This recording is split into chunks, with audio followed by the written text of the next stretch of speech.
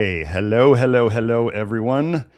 This is Dr. Garrett Smith, also known as the Nutrition Detective around these here YouTube parts. And today we are going to be, today's going to be a little bit of a little bit more of a free form live stream because I didn't have time to put together all the stuff that I've been accumulating on nickel toxicity and low nickel dieting and what happens during it and all that stuff. So I just didn't have time to put it together. It's been a kind of rough week for me in other ways. So we're here. We're here doing it as we are. And I just decided today that I was going to, you guys seem to like what I did last week was almost a free form kind of thing. And actually the comments on it have been really, really positive. So I thought, why am I afraid to do that this week? I'll just go through what I have because I have so much stuff. You guys can imagine my rabbit holes and then going down those rabbit holes, like it's constantly on my mind. I was talking to my barber today about he's totally gray, shaved head, totally gray in his beard, basically all salt and pepper. But I was telling him about nickel and all the things about the hair, the gray hair. I do think it's behind. Oh, now I do have a study on hair loss from stainless steel, or a case study, I should say. And I started thinking, like, I was talking to him about it, and he was excited, but then he kind of wasn't. And then I go and I look up nickel and hair. Go look up nickel and hairdressers. Go look up nickel and barbers. And they're literally measuring the tools they use. And they're showing that nickel is coming off of some of the tools that they use into their hands, and when they're touching it. So eczema with hairdressers, it's just crazy. So I'm going to also be working on helping Joe out by I'm going to be highlighting some of the comments that I go over. I'm going to be trying to remember to do that. So I just decided today was going to kind of be a fun episode and me practicing the chat stuff and all that. So hopefully everything will go well. And if it doesn't, hey, it's live and stuff happens live. So let me get into, so we don't have any, if you guys have any questions about me, okay, let me back up first.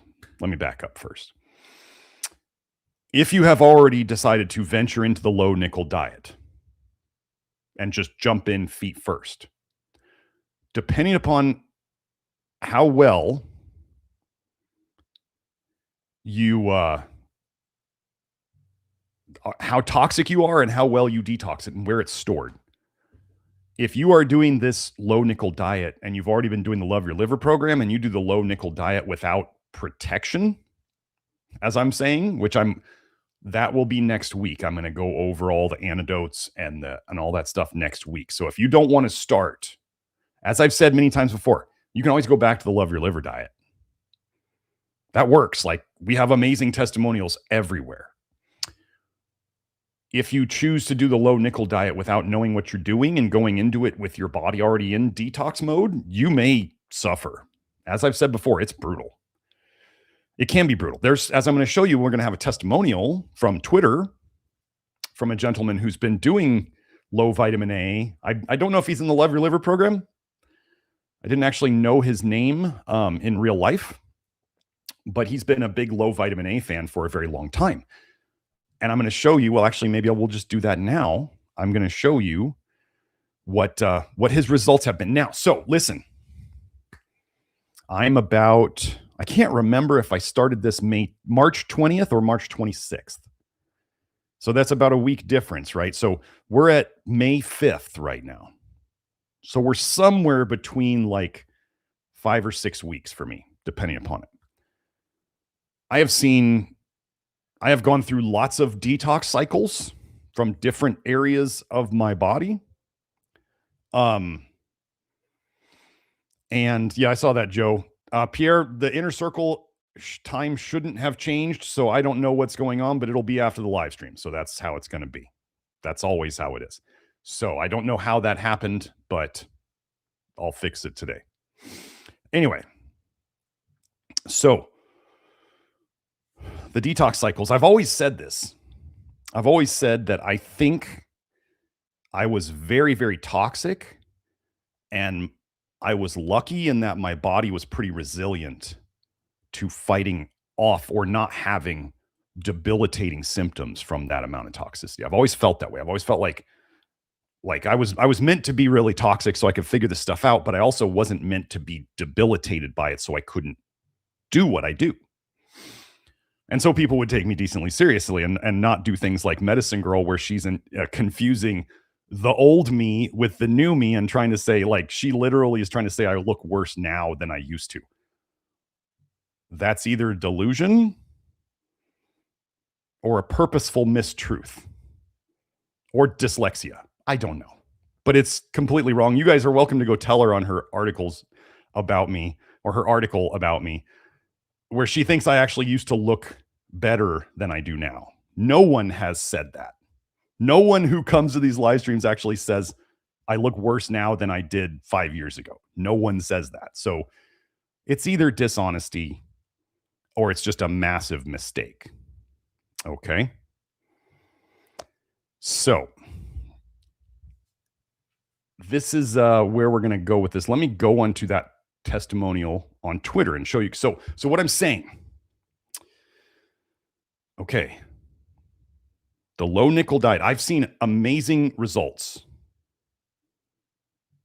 that are sticking now since I've been doing low nickel. Thank you, Radomir. Radomir says I look way healthier than 5 years ago. Yes, I am. And I can tell you that since I've been doing the low nickel, like, I've noticed improvements, little dry skin stuff improve.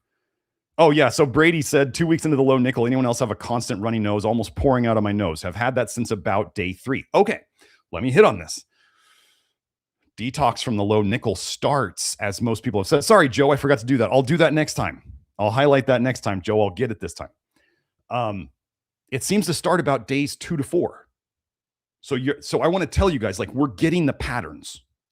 The patterns are showing up. So detox tends to start about days 2 to 4. My first detox symptom that I noticed was the cough when I went to bed. I've talked about this. I went to bed that night and I was coughing and coughing and coughing. And I was going, this is not normal for me. Like a cough, like other people who have done low vitamin A and the Love Your Liver stuff, some of them, especially women, kind of develop a recurring like cold that's mainly a cough. And I couldn't figure it out.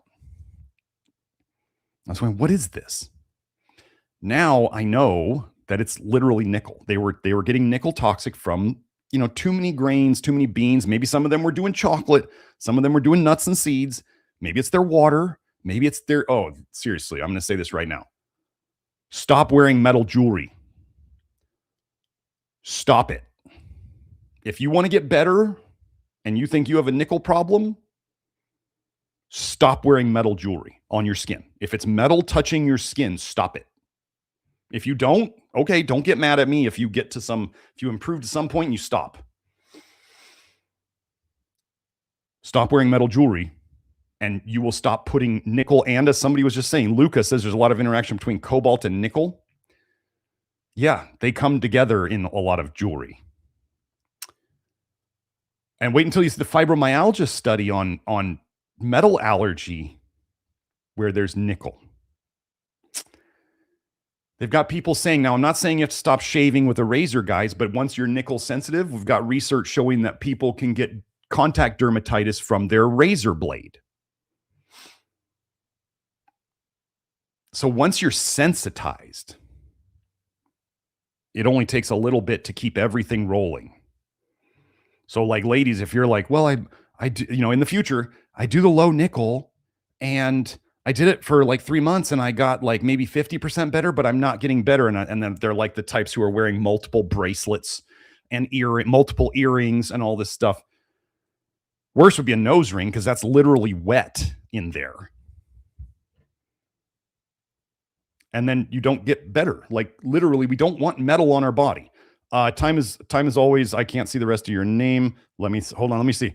There it is. I did it, Joe. I did it. Is gold okay? I'm not gonna do it. I looked at the back of this. So so my my step counter. It's not metal on the back. There's no metal touching my skin. Okay. I've got a silicone band. Okay. It's like my promise band to Kelsey, basically.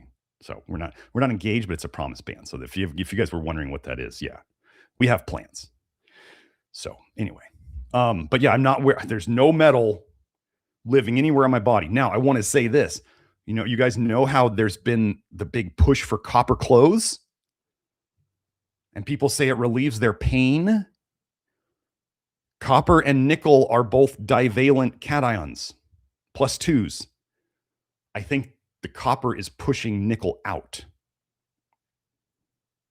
And that's why it relieves pain in those areas, while it's poisoning them with more copper. So they get both things. Wait until you see the study that I'm going to show where where nickel literally kicks zinc out first from tissues, and then it kicks out copper when the nickel gets high enough. Okay. Can you tell I found a lot of stuff? Okay, well, so let me look at I want to get into these papers, so I don't want to just keep quoting things and saying, that these things happen without the papers.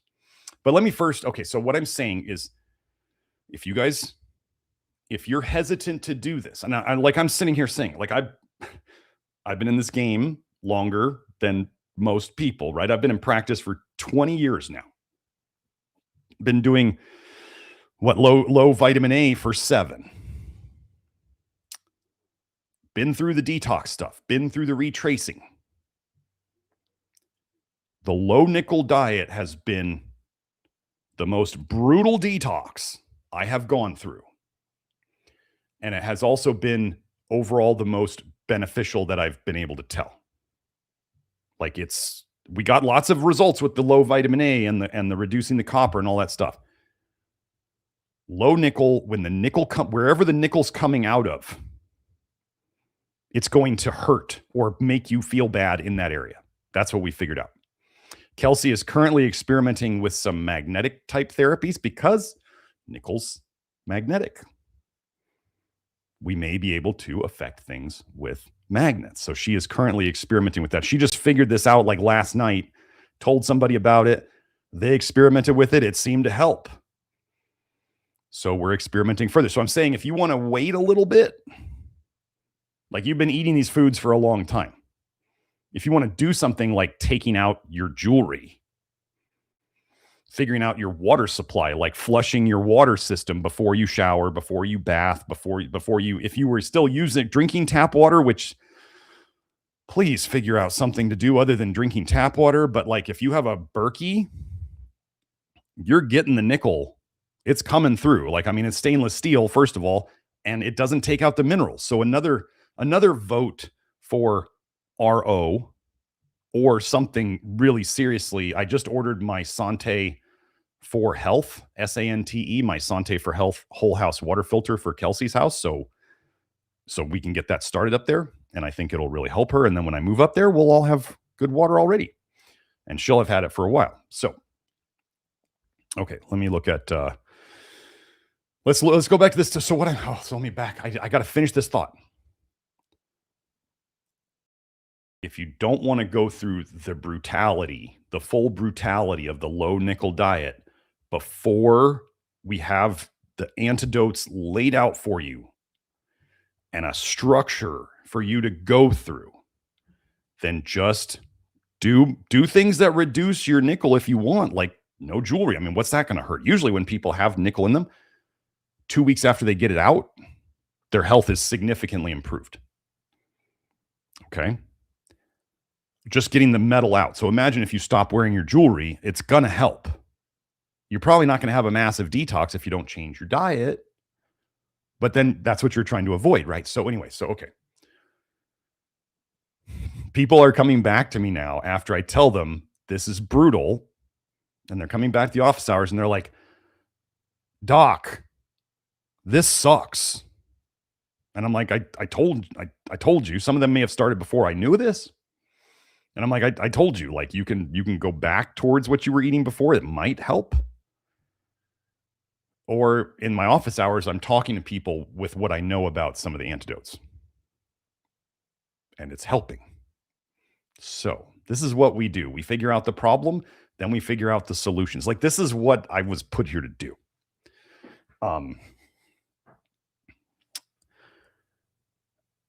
So so let me show you some of the benefits that a person, a man, now remember, ladies, you have it harder than men.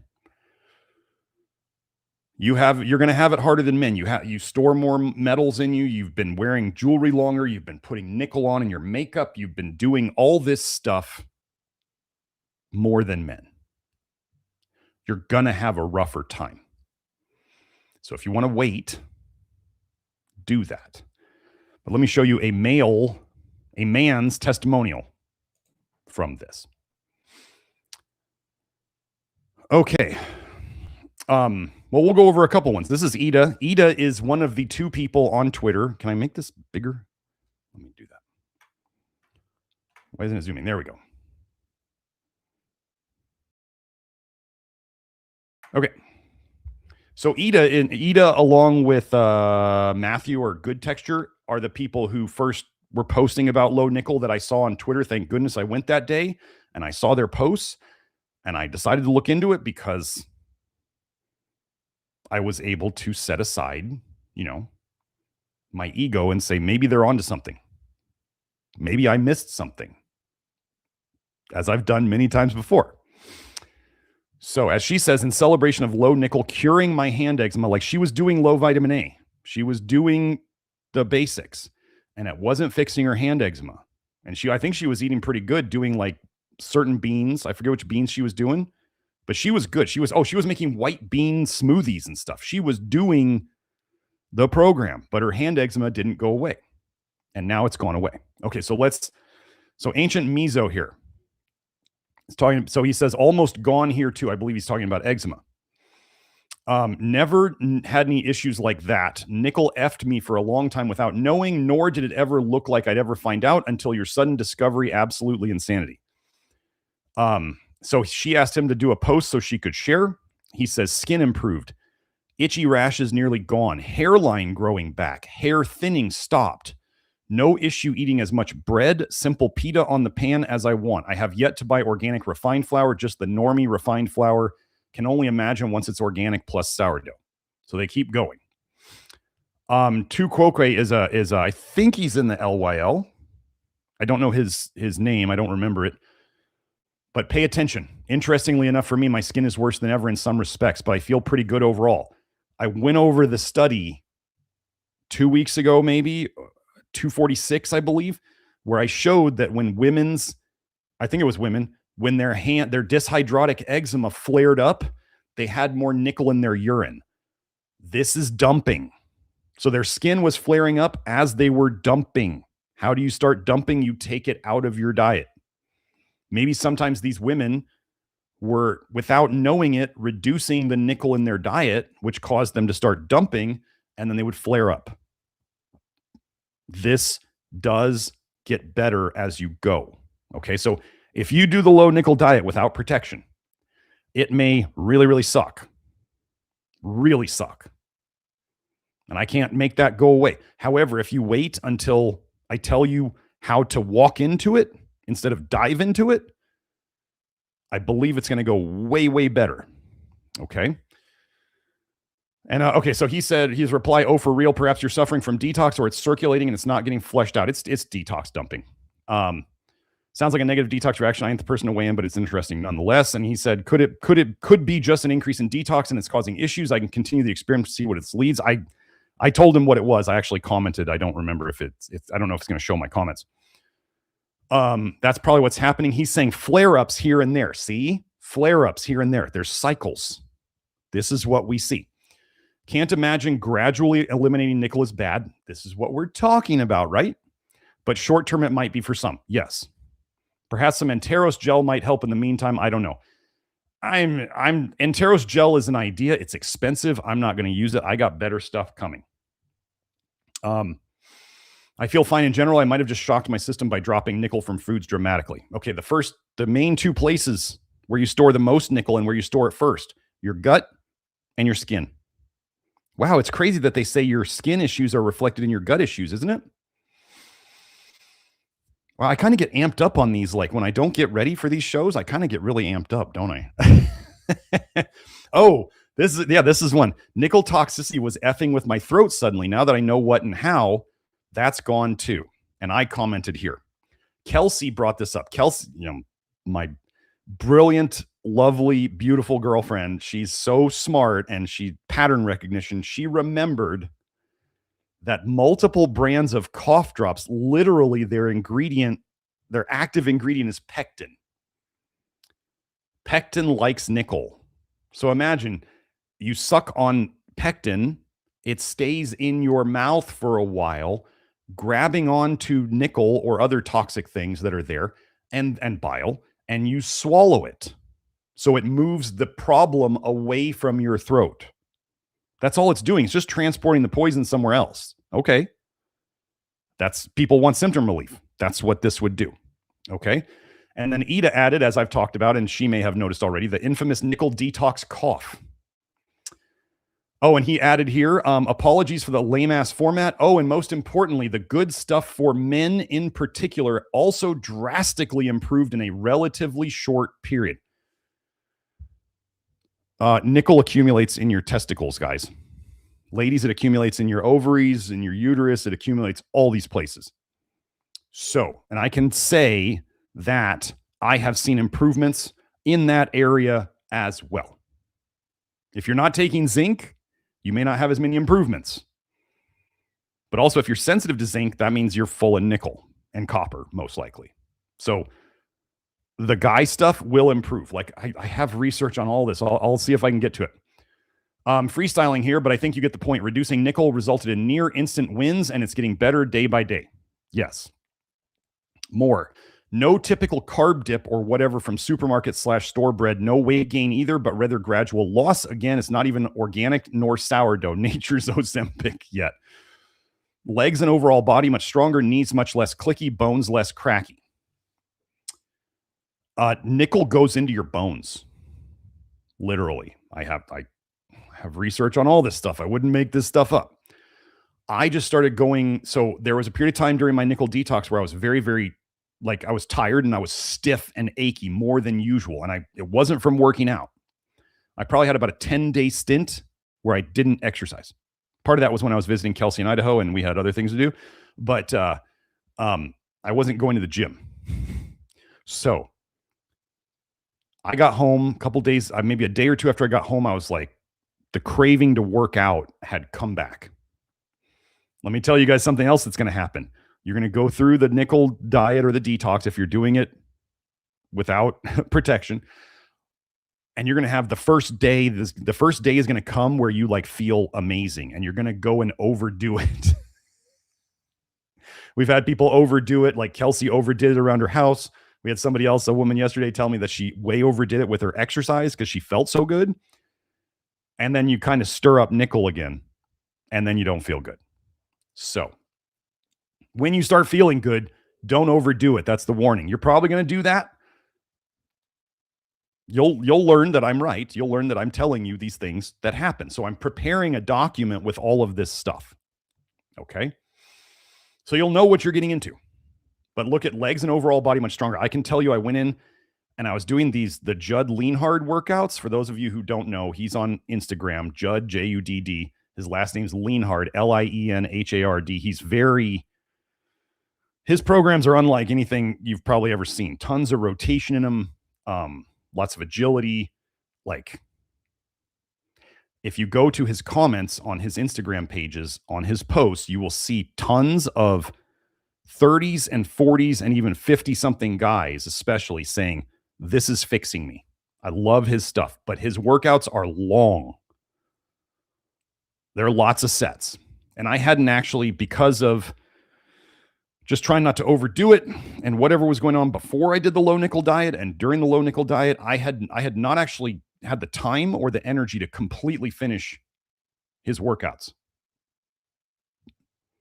I'm finishing them now. And I can tell you that even when I was stiff and achy in my hip flexors, I went in the gym and after the hump, I went in the gym, I did his workout, and an exercise that I do multiple times as part of that was stronger than normal, even though I was still achy and stiff. Stuff is happening. So this is exactly what he's saying too. So try to get good bread. Like, let me give you an example of what I can find. Okay, so at Whole Foods near me, they had 2 organic white breads that were not fortified. But what was the problem with those? Oh, they were just not fortified. They were organic white flour, but they were not fortified. And then they had a local bakery that had, you know, the 4 ingredients of bread. What is it? Bread, water, yeast, and salt. Except it's not organic flour. Okay, so and that costs twice as much. So the non-organic with the 4 ingredients cost twice as much. The organic bread with more ingredients from Whole Foods cost like half as much. So I got four versions of bread and brought them home for everybody to try and see what they like the best.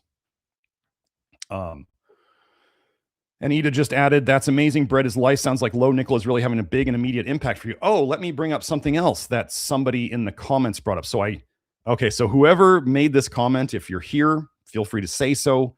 I don't remember who it was. But they pointed out, they said, do you think when Grant went and started having bread, that was his skin eruption because it added nickel? And at the time when I read that comment, I want to say to this person, I forget what I said. I said, I don't know. It could be, but I think it's more the iron. Well, first of all, he did add a lot of iron from the fortified bread. I believe it was whole wheat flour. And if it was, then he added a ton of, because all the bread that goes into all the flour that goes into Canada has to be fortified. So it very well could have been a huge increase in nickel from him switching from white rice to whole wheat bread. So those of you folks who are doing like the grinding your flour at home and doing sourdough and stuff, do I support that? Sure. Might you still be getting more nickel than you need? Yeah, sure. Could you find a milled flour? Milled flours, I think I was seeing that they were talking about milled in one of the studies. Basically, if you can get the bran off of it, it's the germ. The germ is where most of the nickel is. I think that's what they were saying. Anyway, you know what I mean. White flour versus whole grain flour. You can reduce your nickel intake drastically. And as you just saw him saying, he's not having any problem, even though he's eating the non-organic and refined stuff. He's just continuing to lower his nickel. So when I tell people that I'm eating, unfortified tortillas and unfortified bread, and some of it's organic, some of it's not, I'm trying to do the best I can, but it's hard to be perfect these days, folks, because the bad guys keep taking away your options and making all these businesses go under. So you may not be able to find perfect stuff, but if nickel is really, really the problem that we've been looking for, think of it as it's the key problem. It is the key problem that nobody was talking about. And we have figured it out. And now we get to fix it.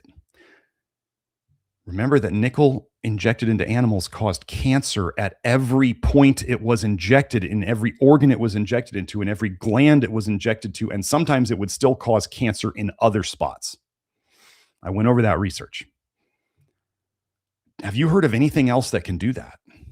Literally cause cancer wherever it's injected. And I'll talk to people and they'll be like, oh yeah, nickel's bad. And I'm like, but nobody's treating it like it's bad. This is like the lead. That nickel is the new lead. That's my saying. Nickel is the new lead. So let me see what else we had. Oh, let me find Joe. I wanted to find, let's do this.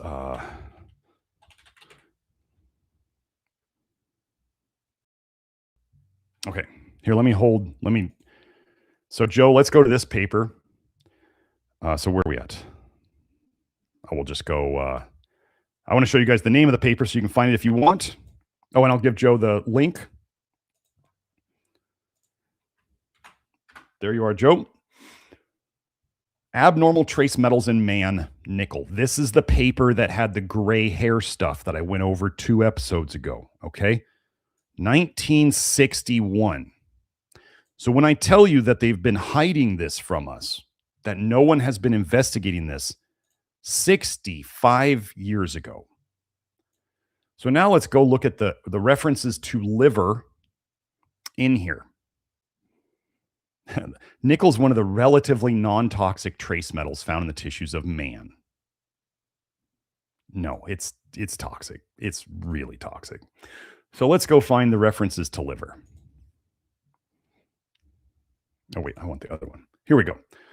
Concentration of nickel in human tissues. In table 1 are shown the mean concentrations and the percent occurrence of nickel in adult human kidneys and livers from various areas of the world. From these data, it would appear that nickel is more prevalent in these 2 organs in some foreign persons than it is in most Americans. This difference did not hold for lung.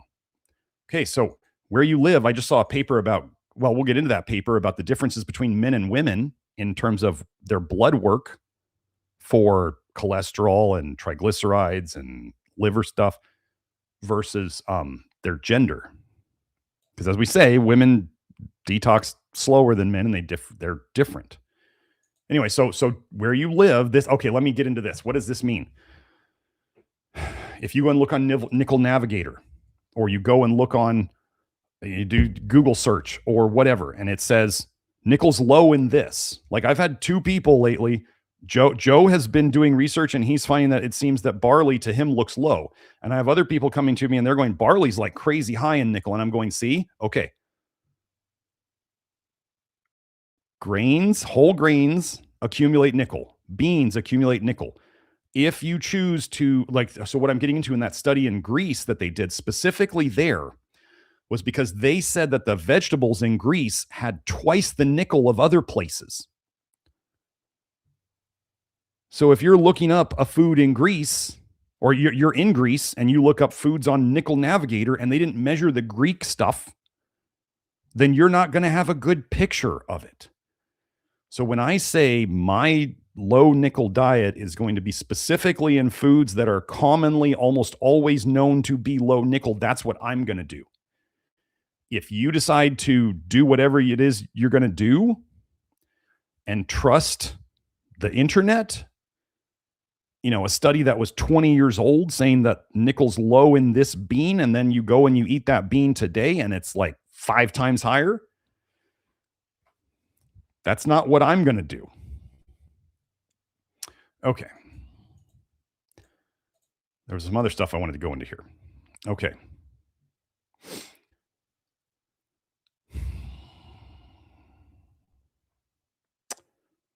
I want to make sure when they're saying, oh, okay. So they're saying, yeah, wait, let's keep going. Let's go to the next one. Nickel, for those of you who are trying to have kids, nickel was present in the lung, liver, kidney, and intestine of most stillborn infants.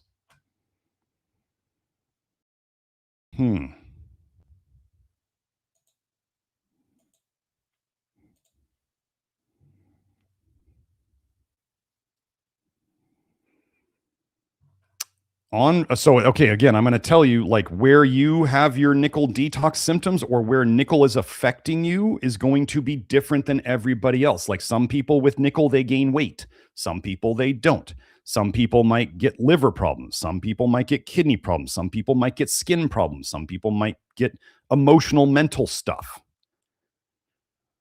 So this is why when people say, well, what does it cause? So it's because they want to, like, if we say nickel causes gray hair and then people go, well, I don't have any gray hair. I obviously don't have nickel toxicity. That's the dumbest thing they could do. Maybe it just doesn't affect their hair. Okay. On viewing the raw data, one is struck by the relatively large amounts of nickel appearing in the tissues of one individual, while none was detectable in the tissues of another. Wait, except for the skin and intestine. That's not none. What's the places where nickel accumulates first and the highest? Skin and your gut. Wow, he still had some in his skin and his gut. Apparently, there was some geographical influence operating. Kidney, liver, and lung were chosen as tissues possibly influenced by environmental nickel. Of these three, it was found in 2 of 78 samples from Miami. Anyway, we can get into all that, but it doesn't matter where they show it in this paper. It matters where it accumulates for you. Yes, this is what I wanted to hit on. This was the main thing I wanted to hit on. The curious distribution of nickel in the kidneys and livers of wild animals is unexplained, varying from none to large amounts. This is 1961, folks. We have problems with nickel contamination in phosphate fertilizers now. Back then, wild animals, nickel in their kidneys and livers. Sources are most likely buds, twigs, berries, and leaves of trees and bushes. In forest vegetation, nickel is probably of natural occurrence, for there is no reason to believe that contamination from industrial sources is appreciable in these samples. I don't know. In the rain clouds, maybe? Goldschmidt has detected it in most forest litters. Here we go. The presence of much nickel, 1961. The presence of much nickel in phosphate fertilizers suggests that this source might influence contents of garden products. Divalent nickel, +2, forms a stable chelate with phosphate and has been found in natural deposits.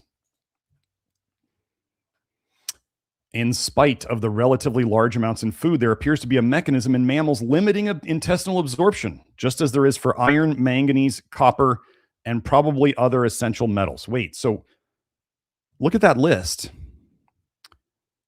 Nickel, iron, manganese, copper, and probably other essential metals. So wait, our body has a mechanism to not absorb too much copper, to not absorb too much manganese, to not absorb too much nickel, and to not absorb too much iron. That's weird.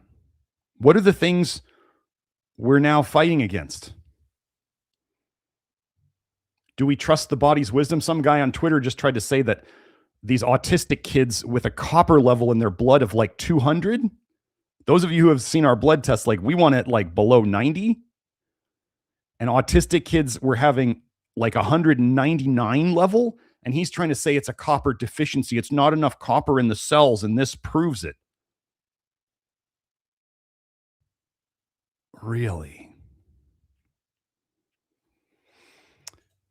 Okay, that proved it, definitely. It didn't prove that kids with autism are copper toxic. The copper psyop is on full bore these days. It's really on full bore. They'll just deny that you just got to get more copper into your cells. And they don't want, you are the copper they're trying to reduce. Large doses are required to overcome this mechanism. Actually, let me say this right now. You want to know how you get nickel problems the fastest and especially become allergic to nickel? You cause leaky gut with whatever mechanism you want to do, and then you introduce nickel. Leaky gut plus nickel equals nickel allergy, or it's nickel sensitivity. So you react even stronger to nickel. So endotoxin lipopolysaccharide has been shown to increase nickel allergy when it's present. You guys saw when I showed you the Accutane study where taking Accutane caused a nickel sensitivity. So those people were eating nickel, and then they took something like a chemical peel, retinoic acid, and it ate holes in their gut, and they got nickel sensitivity. So celiacs have shown better results from a gluten-free diet when they go on a low nickel diet at the same time. So they're on a low nickel gluten-free diet, and they do even better than they ever did on a gluten-free diet. Some of the people who didn't really improve that much on a gluten-free diet, because a gluten-free diet can be very high nickel, they improved when they went on a low nickel and a gluten-free diet. This is the missing factor. Okay, let's pay attention. Fatak and Patwardhan fed rats large amounts, 250 to 1,000 parts per million of nickel as the carbonate for 2 months without evident toxicity. Well, they're so good at seeing toxicity symptoms, aren't they? Bone accumulated the major portion. Do you think that would play into osteoporosis? With 10 to 50 parts per million appearing in other tissues. Pay attention here. The proportions excreted in urine and feces were little affected by the levels of intakes. Nickel has been found in bile, a presumed mechanism for fecal excretion. So everybody in the research talks about nickel's not in the bile. It's like they try to say this over and over. Yes, nickel's in the bile. How do you think it gets absorbed in the, I mean, it's in the bile, it's in the gut. How do you think it got in the liver? The liver to the intestine, that's the bile. Like it's in the bile. We'll just put it that way. Biles may not be the major excretor, but it's definitely some of it. So we want to grab it in the bile, in the gut, and we want to grab it in the blood so it goes out the kidneys. And we have approaches to do both of those.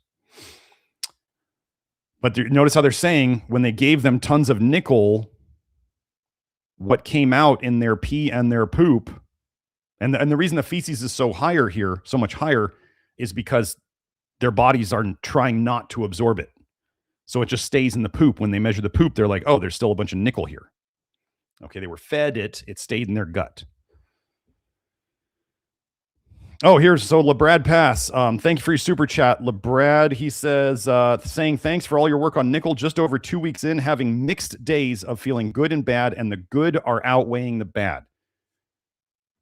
Awesome. Amazing. If you're doing this already and you're feeling crappy, like you probably already noticed improvements. Focus on the improvements and know that it will, the bad stuff will end. It will end. And you'll see more good and less bad, but it doesn't, I don't know how long the full thing is going to last for me. That's why I'm saying 3 months, because that's what I saw on the, some of the Reddit forums, and there's an MD who talks about it a lot. Oh, first of all, yeah, you guys watch out for that low nickel diet PDF out there. Watch out for those. That's all I have to say about that. Recommending organ meats and stuff like that. I think that was all I wanted to show in this one, was just like the wild animals with like crazy high nickel in their liver and kidneys. It's everywhere. This was 1961. So let's get into, let me see what else I have. Actually, I'm just going to go on to my saved messages on Telegram. Here. Joe, I'll put, here we go. Now, I didn't highlight these first, so I'm highlighting them as we go. This is the men versus women paper, hair biomonitoring and health status of a general population exposed to nickel. So they said hair nickel levels, nickel in the hair, are higher than the population in the reference ranges. Oh, on that note, I took my hair sample today. Can you tell? So I've been letting my hair grow out. You guys might have noticed it on the live streams. I kind of got, as my barber said today, he's like, you're looking kind of shaggy. And I was like, yeah, I've been growing it out purposely so I could get during the nickel detox so I could see what shows up on the hair test. I'm assuming, and I'm kind of hoping, to be honest, that we'll see like my nickel go off the chart on the hair test. So this is these are their findings. Men with high hair nickel are more apt to present high cholesterol, LDL, albumin, and calcium. High cholesterol and LDL. Men having high cholesterol. Gosh, is there a pattern there? Do you think that the population might have too much nickel in them? Women with high hair nickel are more prone to high glucose and triglycerides and low sodium. High glucose, okay, we have an epidemic, especially of, I mean, there's plenty of overweight men and obese men, but ladies seem to be having a much bigger problem with body fat accumulation. We went over those studies, like the prevalence of nickel allergy in overweight women was like 60% versus the 12.5% in the normal population. Okay. But literally think about that. They're saying 12.5% of the population is nickel allergic. Nickel is the most common contact dermatitis thing. Why is your dermatologist not asking you about nickel first? It's literally more than 10 to 20% of the population. Dermatologists aren't asking about nickel. Weird. Do they not want to fix it? So yeah, we have lots of men with high cholesterol and high LDL. Hey, guess who had high cholesterol and LDL way back in college? I did. My LDL was 200. My total cholesterol was 280. My mom has high cholesterol and high LDL. Had it. Not anymore. But yeah, you ladies who have blood sugar issues, I mean, we went over in the very first nickel toxicity episode, diabetes and metabolic syndrome and nickel, and they go together. The more nickel that's there, the more diabetes and metabolic syndrome. And this is why if you started doing the Love Your Liver program, whether you're a male or a female, and you were having blood sugar issues from introducing whole grains and beans, which from what we're taught and what I thought before, that shouldn't happen, but yet it's happening. So do we deny that it's there, or do we say something's going on? Something's not quite right. Well, it's probably going to go away. As you just saw this other gentleman saying he's having no more crashes from all the carbs he's eating. I can tell you now that my blood sugar stability, if you want to call it that, like the hangries, it's gone. I can just any day I want just go not eating until dinner if I wanted to. I don't try to do that, but I could. And all I get is hungry. There's no crashing. If you have blood sugar stability issues like hypoglycemia, or as they call it, idiopathic, the symptoms of low blood sugar, I forget the term for it, but where people get symptoms of low blood sugar, but their blood sugar is still totally normal, you have a nickel problem. So I wanted to go into here. This was the Greece one.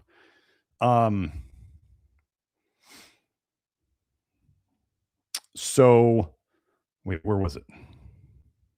Where do they say Greece? Greek. Epidemiological cross-sectional study was conducted in a Greek population. And they only had it, they were saying it was nickel via food. Okay. So they looked at blood and other biochemical examinations, metals they looked at in hair.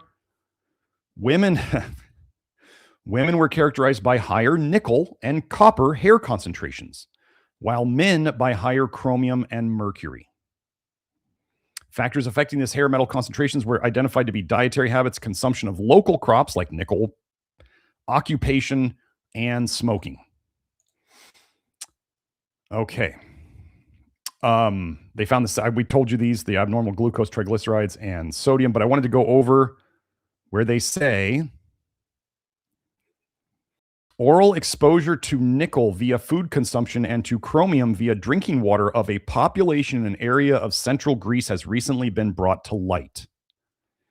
Geological investigations prove that nickel and chromium are mainly of natural lithogenic origin, as in the rocks that are there. So why am I concerned about northern Idaho? Because we know that there's lots of nickel, or there's significant nickel in the well water there. So where did that probably come from? From the rocks. So then, like when I look at the lake that Kelsey's house looks over, I go, do I want to swim in that? Because all the rocks around the border of that lake probably got plenty of nickel in them. I don't know. And I do feel like I got nickeled one time from swimming in the lake. I felt horrible after swimming in the lake. Could have been, by the dock, it could have been the gasoline, floating on the water, the oil floating on the water from all the boats going in and out and all that stuff. It's a small dock, but it's enough. Okay. Vegetables in the area contain at least 2 times more nickel than the corresponding crops examined through Europe. So it's not even, okay, so like Greece has twice as much nickel in their vegetables as does all the other areas of Europe. So do you see why I'm saying you can't just do a little Google search and then assume that something that is typically known to be high nickel doesn't have high nickel in it? Because if the people in Greece are searching and they're finding stuff from other countries, that's not theirs. Okay, so there was that one. Let's go see what's the next one I have. I just found these this morning while I was at my barber's. Alopecia, as in hair loss, autoimmune hair loss due to an allergic reaction to metal head pins used in a neurosurgical operation. So, you guys know when somebody gets a halo, like they break their neck or they have neck surgery or whatever, and they got to have a halo and they put literal screws into your head. She lost her hair due to her reaction to the screws. Let me see. I don't want to spend too much time on this. Oh, but it also shows that if you take away the nickel, the hair loss can go away. So at her first outpatient with visit 3 weeks after discharge, redness, sores, and focal hair loss were noted at all 4 areas where the pinning had been performed. The pin fixation was considered to be responsible for the alopecia because the condition of the scalp lesions was even in all 4 parts. So wherever the screws were, the pins, they all had the same reaction around them. 6 months later, probably after it was removed, the scalp regained hair. The head pins were made of stainless steel containing iron, nickel, chromium, and other components. A previous history of they didn't ask her this. A previous history of contact dermatitis to metal jewelry was later proven. So they didn't ask her before they're going to put stainless steel in her. Are you sensitive to nickel? Do you react to cheap? I mean, how deep do these questions have to be from these doctors? Do you react to cheap jewelry? Yes. Oh, we have a problem. And then they say down here, the history of metal allergy should have been carefully elicited because head fixation with head pins is essential for neurosurgical procedures. So they were going to have to tell her, like, either you're going to have this reaction and you're going to have stainless steel pins in your head and you might react to them, or you don't get to do it.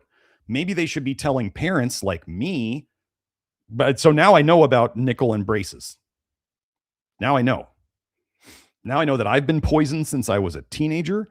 I know that my ex-wife got poisoned with braces when she was a teenager, and that was probably why she got started down all sorts of medical roads. I know that Kelsey got poisoned by braces when she was a teenager, and my son is literally getting poisoned right now. I've started on him on some of the antidotes that I do for nickel, and the back pain that he has developed since he got orthodontics is improving. Do you understand how all of this is connected? Nickel is the new lead, and nobody's talking about it. Oh, on that note, you guys, this website is shutting down my reach. I wonder why. Is there something I'm talking about that I'm not supposed to be talking about? So if you guys don't share my stuff, liking and subscribing and stuff, it helps, yes, and commenting. YouTube likes it when people watch your stuff longer. But still, new people coming, they like that too. So if you guys don't share this, it's not going to get out there. So I'm just saying, if you like it, share it. Okay, so now, let's do this one, ladies and the men who love them. And the part we're about to talk about. Okay, serum and hair nickel levels and breast cancer. I don't think I went over this in the other episode.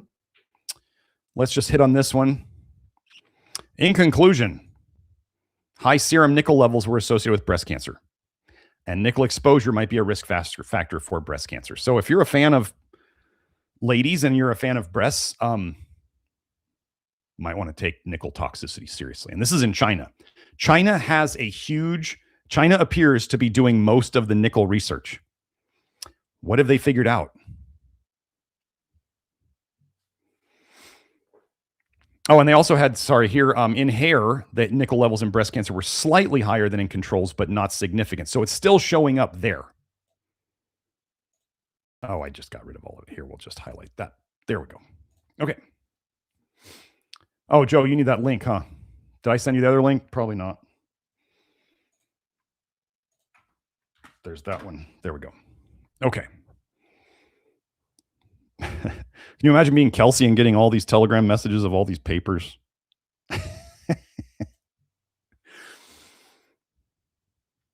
Oh, no, I already got that one. Okay. So let me find the next one. Oh, nickel kicking out zinc and copper.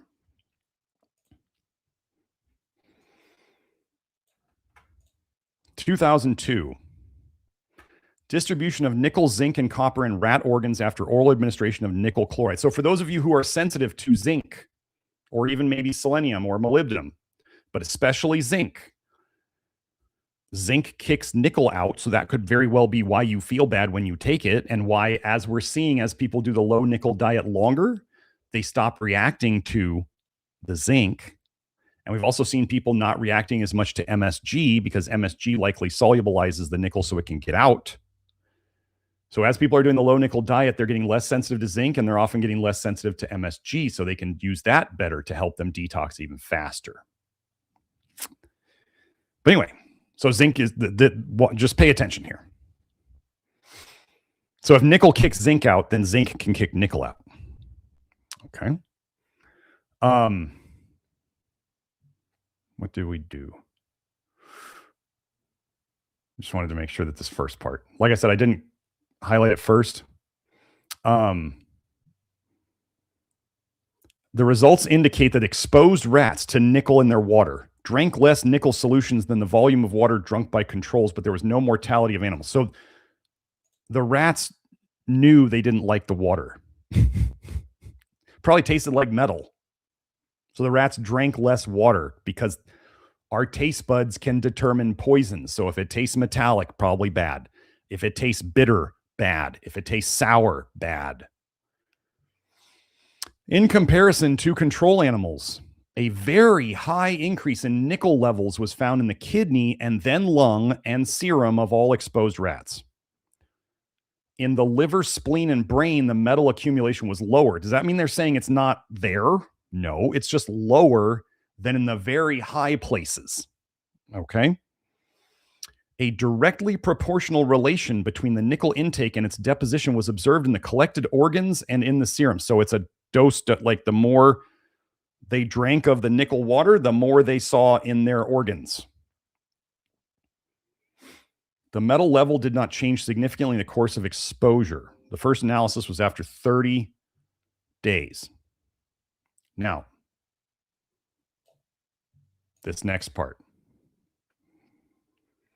The administration of 300 parts per million nickel did not affect the zinc and copper concentration in the studied organs, except the blood, the serum, where zinc content was significantly reduced. So nickel is depleting zinc.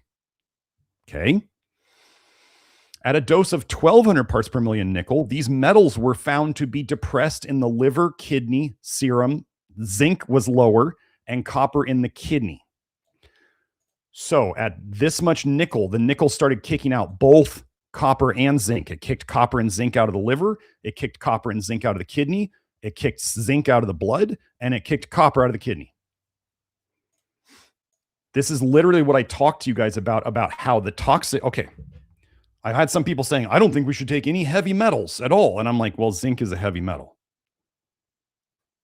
I don't use heavy metals much. I try not to. I try purposely to not use that term because zinc is a heavy metal. And what I'm telling you is, just like this study is saying, you're going to have something in these spots. So if you want to talk about heavy metals, okay, zinc is a +2, copper's a +2, nickel's a +2. If you don't have zinc in those slots, you will move in nickel, you will move in copper. Do you understand? You go outside and you breathe some car exhaust, and it's not organic car exhaust. No. You're going to get cadmium and lead. Those are +2s. Gosh, guess where those could go if you don't have enough of it? Why does zinc detox cadmium and lead and nickel and copper? Because it moves into their spots and it holds the spot while it runs, what is it, the 200 or 300 enzymes that zinc is involved in? If you try to read about the enzymes that copper is supposedly involved in, you're stretching to find like tyrosinase. Nickel's not involved in any enzymes in the human body.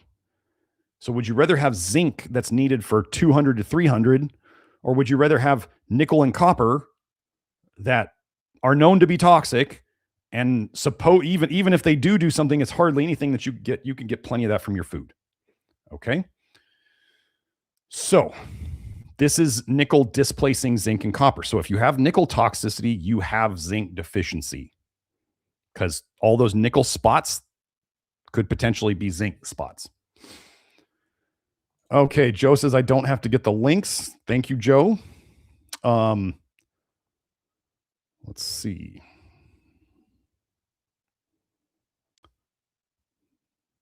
Oh.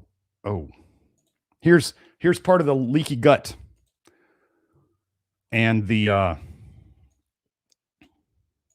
didn't look deep into this study, but they're saying occluded nickel exposure. So an occluded bandage or something, that's typically like where, let's say they put some nickel on your skin and then they put a patch over it, and that's occluded. Like it's not just nickel on your, it's not like a nickel solution on your skin. That they cover it up so there's no air getting in and out and stuff like that. That's what I believe occluded means in this area. Wait, let's start with this. Nickel is the most frequent cause of contact allergy among the female population. Ladies, is the first thing a dermatologist brought up to you when you had skin problems nickel? Did they ever bring it up? Why does the research know so much about this, and yet doctors seem to ignore it? But let's pay attention to this. The literature shows evidence of an augmented response, as in an increased response to toxicity, when combining exposure to an allergen and an irritant. Okay, so what would be the thing that causes leaky gut? The irritant. What would be the thing that then goes through that penetrated spot and then the body has an allergic reaction to? That would be the allergen. So this is one of the examples in the research of basically the worse your nickel problem is, the leakier your gut, which nickel can cause leaky gut, and then nickel leaks through, and then things that cause leaky gut, like retinoic acid, vitamin A, cause more problems too. Okay. So we got that. Let's go. Oh, yeah. You want to know how deep the nickel toxicity goes? And that nickel's just a toxin. Okay. Reactivity to patch tests with nickel sulfate. Crazy that they use nickel sulfate, isn't it? And everybody's trying to use magnesium, but they're using magnesium sulfate as in Epsom salts. And fragrance mix in infants. Okay, so they're fragrance mix. They're exposing them to fragrance mix and nickel sulfate, and they're seeing if they react.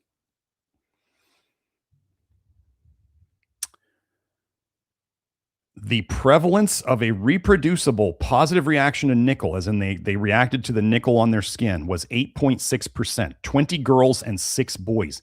These are infants. They don't have earrings. They're not smoking. These are infants, almost 10% of them. A transient positive reaction was observed in 111 children. So that's 20 plus 6, 26 plus 111. That's 137. Okay. 543 infants, 137 reacted. Is it an allergen or is it a toxin? It's a toxin. So that's what would multiply this? Multiply 137 maybe by about 4. So it's like 20%, 25% of the infants reacted to the nickel. Clinical relevance of nickel sensitivity was found in only 1 child. They're already having a child who is nickel allergic. It's only 1, but do you understand, as these kids grow up and then the little girls get their ears pierced, and then they start drinking more of the water, and it's just, they get braces. They get a retainer for 20 or 30 years. The girls start putting on makeup. And then think about, so nickel was that bad, but no reproducible positive reaction to fragrance mix was found. People are, now, am I against fragrances? Yes. People are freaking out about fragrances, but nobody's talking about nickel, even though it is the most common contact allergen. And they just make the excuse here. This is their cope. The high proportion of transient patch test reactivity to nickel sulfate indicates that the standard concentration used for adults cannot be applied to infants. So the infants can't tolerate as much as adults.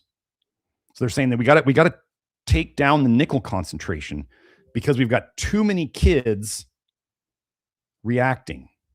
Too many of the kids are reacting to this. So we got to lower the test standards so we don't have so many of these kids reacting. Sorry, Joe wants me to do the highlighting. Sorry, there we go. Okay. So the cool thing that I'm finding about all this stuff is like the nickel problem is literally proving many of the theories and the concepts that I have about detox. And it's even explaining like a lot of the people who say it's copper deficiency. You copper deficiency folks are fighting against nickel toxicity. That's really what you're fighting against. That's what you think is causing a copper deficiency. Oh, while we're at it, wait. Since the guy said, okay, so we just went over how nickel will kick out zinc and copper from organs, right?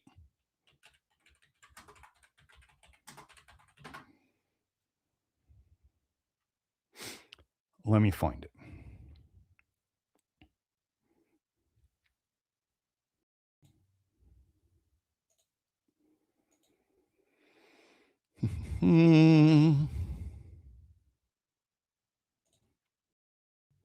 Oh yeah. Maybe we'll go into the nickel, the lipid nanoparticles in the jabs containing nickel and how they talk about nickel nanoparticles there. But anyway, early life metal exposure dysregulates cellular bioenergetics in children with regressive autism spectrum disorder. So these are kids who were not born with autism. They caught it somehow. Okay. Now I'm not mocking autism. It's toxicity. You can get it from a shot. You could get it from real life too. Just being alive and being toxic. If the mom's super toxic, you can pass it down. Okay. So let me find nickel in here.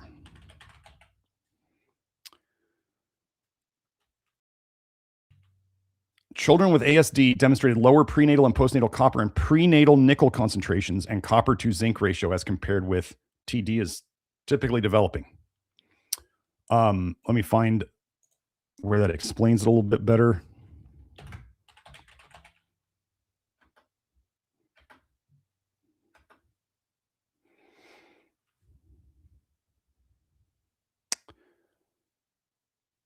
Oh yeah, this was blood, right?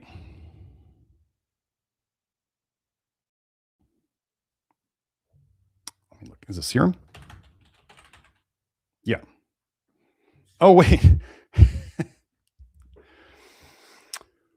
So when I tell you that zinc deficiency is part of this, so what I'm telling you is it's nickel toxicity and zinc deficiency. So let's just hit on the zinc deficiency here, since we're talking about copper and nickel. And copper and nickel both kick out zinc. Zinc deficiency has been associated with autism spectrum disorder both prenatally and postnatally. 2 animal models showed abnormalities in zinc metabolism and demonstrate abnormalities in brain development. The prenatal zinc deficient mouse model of autism demonstrates enlargement of the thalamus and striatum and an absence of lateralization. Male zinc transporter null mice, so they can't transport zinc, demonstrate autism-like behaviors and increased cortical volume and neurite density. Using deciduous teeth, a previous twin study demonstrated that prenatal zinc deficiency was related to autism spectrum disorder. Several studies have demonstrated that children with autism spectrum disorder have lower zinc blood concentrations and have linked postnatal zinc concentrations during childhood to ASD severity. Indeed, one study found that hair zinc concentrations are inversely, as in the opposite, so lower hair zinc, higher autism, related to ASD symptom severity, and another study found that zinc blood levels was positively correlated with neurodevelopment. What do we need zinc to counteract? Copper and nickel. So a gentleman on Twitter says that the double the high end of copper, like 199 something in ASD kids, is somehow indicative of a copper deficiency. Oh, wait. So then we have, so when they find a deficiency, they find the deficiency. And then if we can find research where they supplement that thing and the symptoms of the deficiency improve, then we can be pretty sure they're connected, right? Okay, so is there a connection here? Perhaps more compelling but preliminary are studies on the potential therapeutic use of zinc to treat autism disorders. Zinc supplementation improved autism symptom severity and serum concentrations of metallothionein 1 and copper in an uncontrolled cohort with ASD. Wait, so are you saying, wait, the zinc increased the blood concentration of copper? We see this often on hair tests and blood tests. We don't give people copper, and yet their copper goes up and they get better. The copper is coming out of their tissues. The zinc is going into their tissues, kicking out the nickel, kicking out the copper, and taking its spot. That's how this works. Despite only one patient study, there are several studies on the use of zinc therapeutically in animal models of autism spectrum disorder. Prenatal zinc treatment protects the prenatal valproic acid and lipopolysaccharide exposure mouth. Wait, the LPS that causes leaky gut? The endotoxin? Zinc treatment protects against that? Zinc supplementation also prevents repetitive and anxiety behaviors in the Phelan-McDermid syndrome mouse model of autism spectrum disorder. What does zinc not do? So if you're out there and you're afraid of zinc and you believe in bioavailable copper and you believe there's no such thing as copper toxicity, it's just the copper's not in the right place, and you're scared of zinc, I'm sorry, you're going to do yourself a lot of damage. Okay? You're going to do yourself a lot of damage. And if you can't take zinc because you react too negatively to it, you're probably really toxic in nickel and probably toxic in copper. And when you take the zinc, it's kicking it out, just like we're seeing in that other organ study, okay? So, why did that reset? So we were talking about autism and then infants. We talked about the patch test. I think we went over this.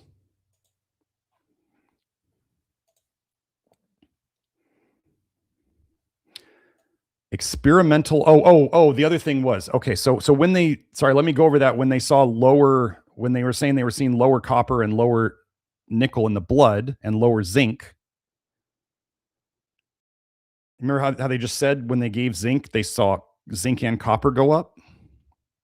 So all the studies on vitamin A deficiency are always in third world kids who eat no meat. They eat like rice and maybe beans. Well, the beans would be nickel, wouldn't it? So they have low vitamin A in their blood. And there are studies where they give them zinc and the blood vitamin A rises. And we just saw a paper where they give them zinc and their copper rises. Or there are the studies where they give them protein, more protein, and their blood vitamin A rises because their liver's finally working again. So the zinc and the protein get their liver working again, and their liver starts kicking stuff out. And then we see copper go up. And then like in the other study we saw, they give them zinc and the nickel goes up and the copper goes up. So this is how it works. I don't know why I'm the guy to figure this out and bring it to everybody, but that's what's going on. So experimental systemic contact dermatitis from nickel, a dose response study. What I wanted to go over on this one was, first of all, some people react to nickel in different places. Okay, so they're giving these people, like, how much was it? 4 milligrams? 4 milligrams. So the influence of the amount of nickel ingested, they ate it, they took a pill, on the clinical reactions to oral exposure and on nickel concentrations in the serum and urine was evaluated. Among nickel-sensitive individuals, remember, leaky gut plus nickel, a definite dose-response dependency was seen. So the more they gave them, the worse the reaction following oral exposure to nickel. 7 of 10 nickel-sensitive individuals had cutaneous skin reactions to oral exposure to 4 milligrams nickel. That's 4,000 micrograms. Or wait, is that? Yeah. an amount approximately 10 times greater than the estimated normal daily intake of nickel. So they're saying the estimated normal daily intake would be 400 micrograms, and they gave them 4,000 in one pill. Now, remember, your gut has mechanisms to reduce its exposure. 4 of 10 nickel-sensitive individuals had cutaneous reactions, skin reactions, to 1 milligram of nickel, a dose which is close to the estimated maximum amount of nickel contained in the daily diet.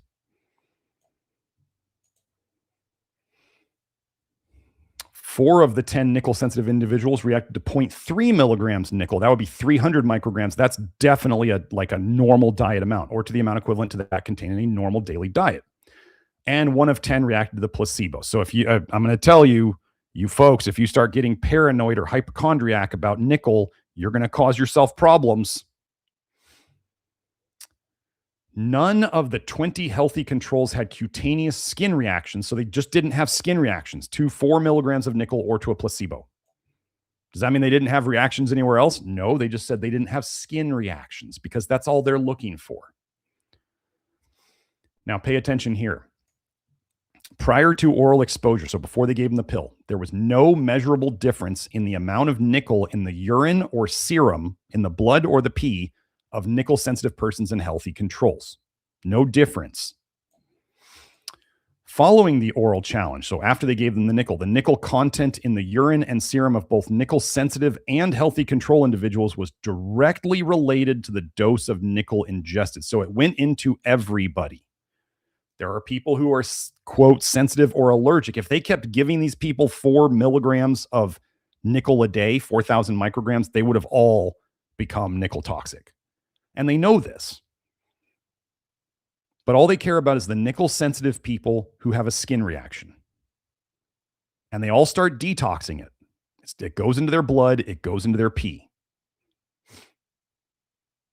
Some people, I think I've seen this in the research. Some people are saying that nickel sensitive people absorb more nickel through their gut. Well, what did I tell you about nickel sensitive people? Something caused them leaky gut, and then they're exposed to nickel.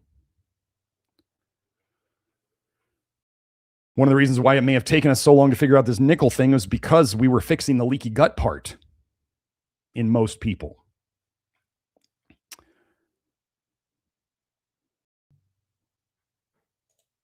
Okay, let's do another one. Serum and urine concentrations in nickel-sensitive patients after prolonged oral administration. 8 nickel-sensitive subjects, so leaky gut plus nickel, were given a gradually increasing daily oral intake of nickel sulfate. Always got to put in that sulfate. Devil's copper plus brimstone. What do you think's in the water in hell? Nickel sulfate, I bet.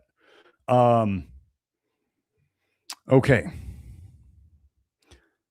So does more nickel tend to slow down detox and potentially not cause them more symptoms? Nickel exposure, they increased their exposure, was well tolerated by all subjects. Okay, but they're nickel sensitive. Interesting. Nickel exposure was well tolerated by all subjects, and there was no worsening of the cutaneous manifestations. So once you're at a certain bad level and you up your levels, your intake, it may not get worse. This is why I'm telling you, if you do a low nickel diet and you don't go low enough, your symptoms may just kind of plateau and stay the same. That's what they're saying here, really. Okay. Nickel serum and urine concentrations were repeatedly assayed. A reduction of intestinal adsorption. So their bodies started to try to reject the nickel adsorption. And an activation of renal excretion. So they're getting more out of their kidneys. Were shown through an evaluation of all these ratios. Okay. They're literally saying the body tried to absorb less and pee out more as they were giving them more. In many subjects, the decrease in serum concentrations was followed by a slight increase. Cycles, phases, up and down.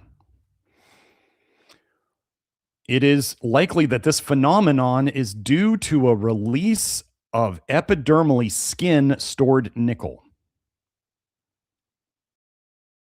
In many subjects, the decrease in serum concentrations was followed by a slight increase. So remember the gentleman on Twitter who was saying he's doing a low nickel diet and he's feeling better overall, but his skin stuff is aggravated. What if, you know how I tell you that detox starts about on days 2 to 4? So you go on a low nickel diet, the decrease in serum concentrations, it drops. Then you start dumping it out of places it's stored, like the skin. It goes up, and then you see the blood going higher, and then you start getting the detox symptoms, which was what both of those gentlemen said on the Twitter post. We're figuring this out at like lightning speed, folks.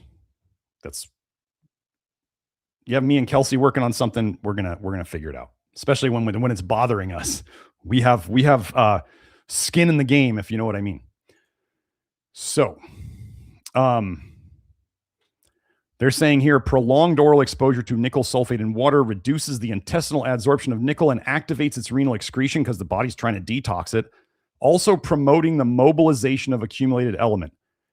That's kind of interesting to think about, because why would the body does want to get rid of it. But if the body's turning down its absorption and turning up its excretion, it's hard to believe that it's also pulling it out of storage. That's why when we're having all these detox symptoms, they're saying that they're tolerating the nickel and there was no worsening of it. And we take people on a low nickel diet and they start dumping a crap load of it and they get symptoms. So this is the opposite of what we do. The idea here might be that if you start detoxing too hard and you wanted to back out of it, you could eat some more nickel. I don't know how well that works though yet. We're not sure on that. There was the gentleman who, his child did low nickel for like half a day, and the child started getting symptoms, and they gave the kid a piece of chocolate and the symptoms went away. That may only work in the beginning. If you start doing the low nickel diet and you're weeks in, I don't know if eating more nickel is going to shut it down. Your body may have momentum and it may not work. There's still things that we have to figure out. Okay. Oh yeah, I went over that one.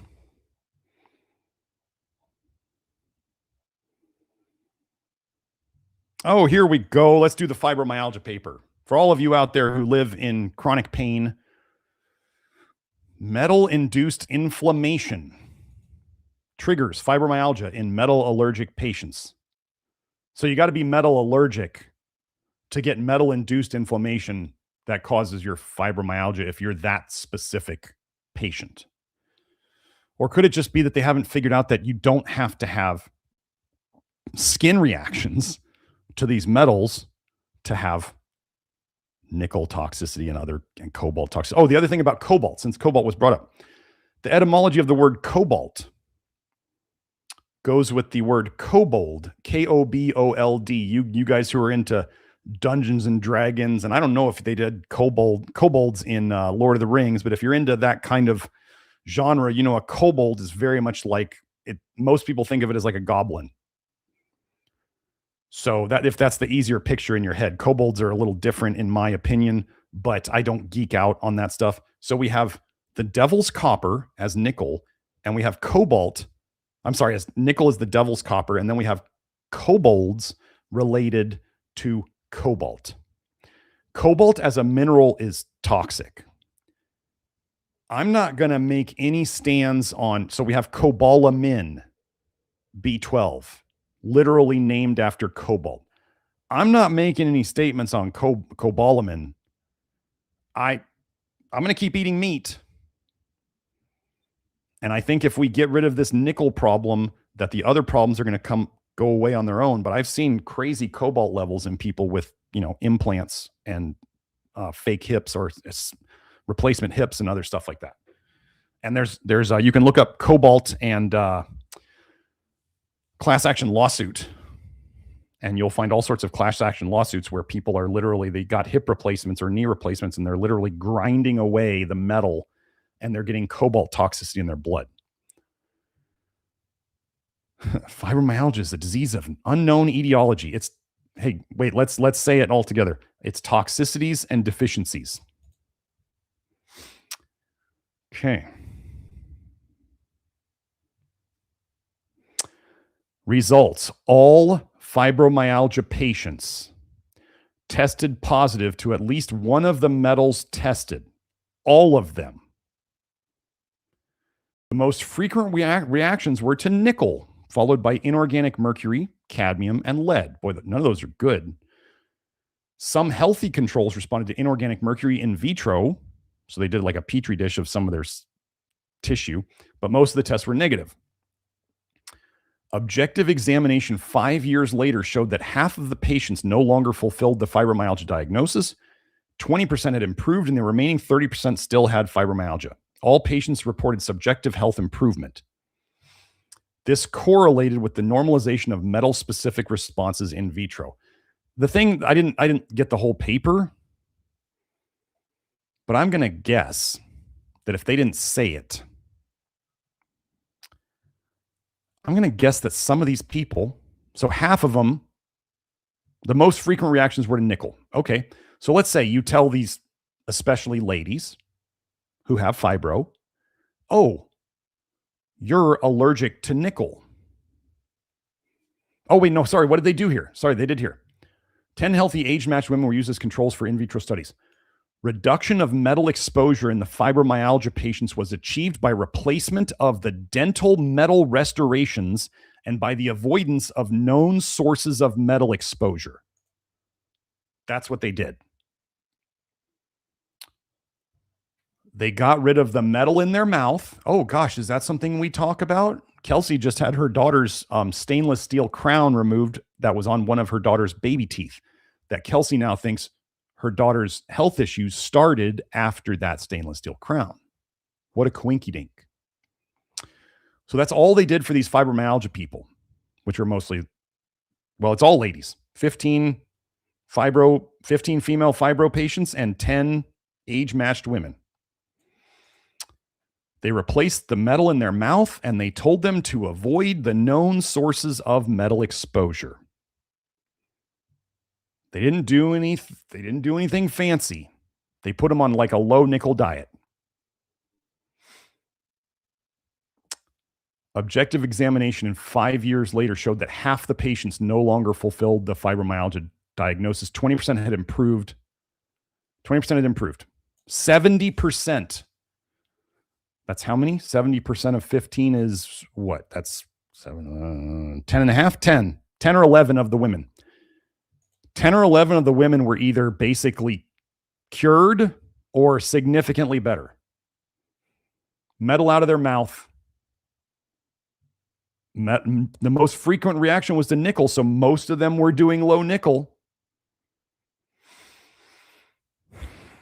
So wait, should we keep track of this? Did we find the cure for gray hair? Maybe.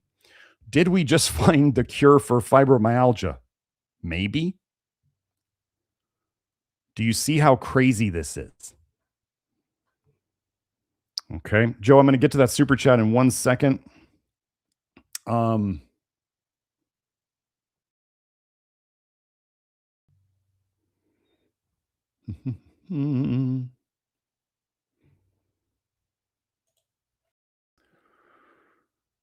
go look at this one. Oh, we're already at 11:50. So I wanted to go over this one because it's not just vitamin A, as we're learning. So this was where? This was in Italy. Plasma levels of copper, zinc, copper, and nickel were determined in psoriatic patients' psoriasis by atomic absorption spectrophotometry. In psoriatic patients, plasma copper levels were significantly higher, whilst plasma zinc and nickel were significantly lower than in healthy controls. Remember how I was telling you that these minerals go into each other's spots? So if somebody had higher copper, that's going to push out what? Zinc and nickel. Could they still have plenty of nickel? Sure. What do we have a study from 1945? Was it where they put people on a low vitamin A diet and vast majority of their psoriasis went away? Vitamin A causes what? Leaky gut, especially retinoic acid on your gut, a chemical peel on your gut, which would then let in more of what? Toxic metals. So, Joe, let me go look at that.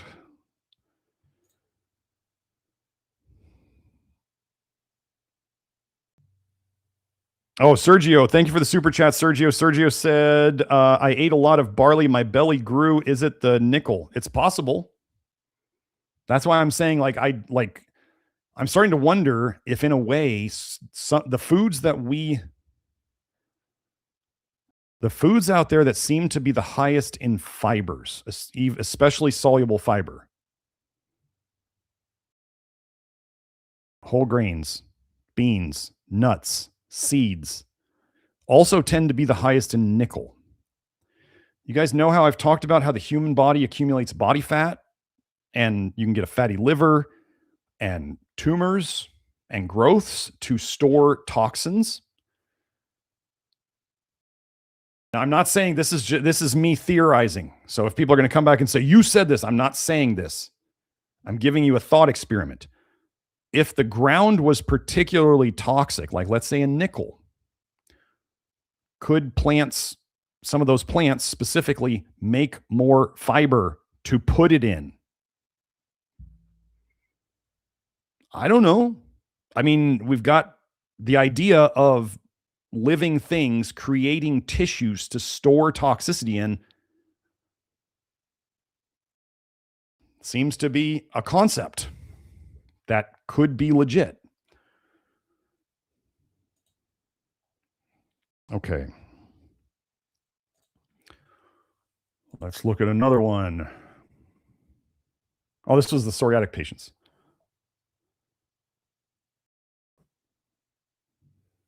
Oh, no, I wanted a different one. This is the one I wanted. Okay, so here we go. So we had an elevated copper in psoriasis. Joe, am I sharing this one? Oh, did I turn off my share? Maybe I did. Sorry, y'all.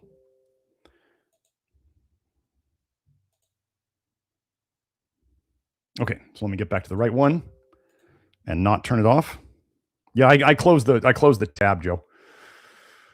Okay, here we go. Elevated serum nickel concentration in psoriasis vulgaris. So we have wait, let's do the copper coper argument. It's just the nickel's not getting into the cells. The cells are nickel deficient. It's obvious. Cells need nickel. That's why it's elevated in the blood. That's a crock. No one uses that argument. You can't use that argument for toxic metals. If you can't use it for toxic metals and metals that have no known purpose, you cannot use it for copper. If somebody's taking too much zinc and it's high in the blood, nobody, including me, who's a big zinc fan, I'm going to say, oh, you're not getting the zinc into your cells. Like that's dumb. The copper coping mechanism of saying that high copper in the blood is because the copper's not getting into the cells is like, it should be literally laughed away.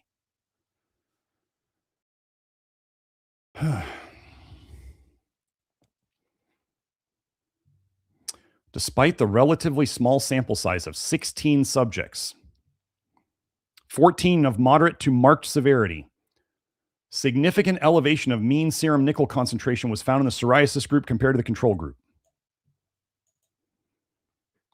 So we got high copper, we got high nickel. We don't want either of them. We got low zinc. We got low zinc in autism. We got low zinc everywhere.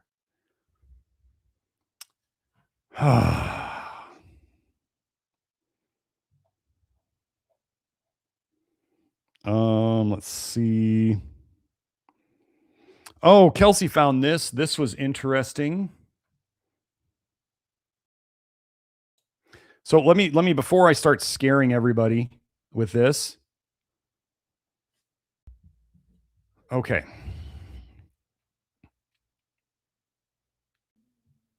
If you are nickel sensitive or nickel allergic, which would go away very quickly on a low nickel diet. I mean, quickly being 2, 3, 4 weeks, definitely by 3 months, then you won't be reacting. But we've had people, so there's actually, let me just show you this. Razor nickel.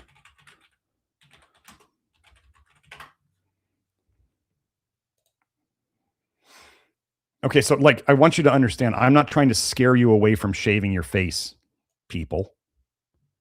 But if you have a lot of skin reactions to shaving, like the bumps and all that, nickel allergy, a potential cause of razor dermatitis. We discuss a case of razor-associated dermatitis to highlight a potential source of nickel exposure in allergic patients. So if you're sensitive to it, you could react to all sorts of things. You could react to IV needles.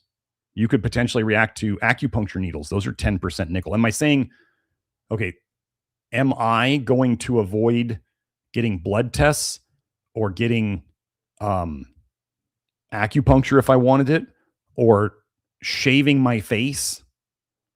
No. I'm definitely not going to wear jewelry all day, though. I'm not going to wear copper jewelry. I'm not going to wear any metal jewelry. I do have a zinc bracelet. I don't know. I might start wearing that again. But literally, I'm not going to the things that are like there's a woman. Let me find another one that I know about.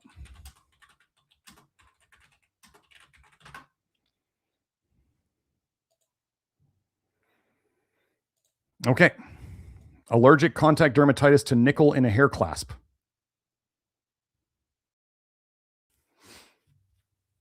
Okay. The more sensitive you are, and so think of, like, you ladies are really, I mean, hair clasp would typically be women. If you become really sensitive to nickel, it's going to happen all the time. Hopefully, so you can start avoiding it. Hopefully now you ladies especially, or men who have fibromyalgia, are looking at that going, oh, I have metal in my mouth. And if you don't know, mercury fillings have a lot of nickel and potentially copper in them, and probably cobalt. Get the metal out of your body, off of your body. If you wouldn't put it in your mouth to eat it, don't put it on your skin. And that also goes with like screws and metal parts in or on your body. Now, if you already have it, okay, let me tell you, if you already have that stuff in you and you can't get it out and you're sick, I don't know what to do. I don't have a solution. Maybe you can try doing the stuff we're going to talk about next week, and you can just really hit that hard. My son the other day, as an example, lifts, and he's like meal prepping, and he's really into kind of not just bodybuilding, but like being healthy. And he wants to look good. You know, he's 15. And I'm like, cool. These are good things to do, like keeping track of and he's not obsessive about it.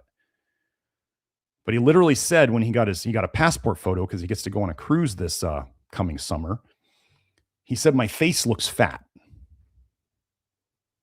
And I thought about it, and I was like, boy, where would the inflammation from having braces show up? In his face. I'm talking to the orthodontist today about when we're getting those things out, because I've had it now. They're coming out soon. That was always that's already the plan. But now that he's on board with the idea, and he's seeing that he's feeling better with some of the antidote stuff we're doing. My mom says she's doing better. Like we're really onto it, folks. Okay, so back to this one. Jeff Payne asked, how much nickel as a COVID-19 vaccine contaminant will induce anaphylaxis? Nickel allergy and hypersensitivity has been linked to needle penetration of the skin. Well, if it's happened with a hair clasp and it's happened with a razor, probably has happened from acupuncture needles, probably has happened from literal injections. Tromethamine. So you got to think about now, is this an accident, folks? Or is this the sneakiest thing they've ever done? Tromethamine used in a number of vaccines. Oh, I haven't shared it, Joe. Sorry. Here it is. How much nickel as a COVID-19 vaccine contaminant will induce anaphylaxis? Nickel allergy and hypersensitive have been linked to needle penetration of the skin. Okay. Tromethamine, used in a number of vaccines, including Moderna and Pfizer, is often contaminated up to 15 parts per million with nickel after the catalytic hydrogenation of its precursor. It would be interesting to determine how little nickel can cause anaphylaxis, as has been previously reported with a mitral ring. And then he posts this other paper, nickel microneedling induces systemic as well as localized adverse reactions. Let's go look at this one.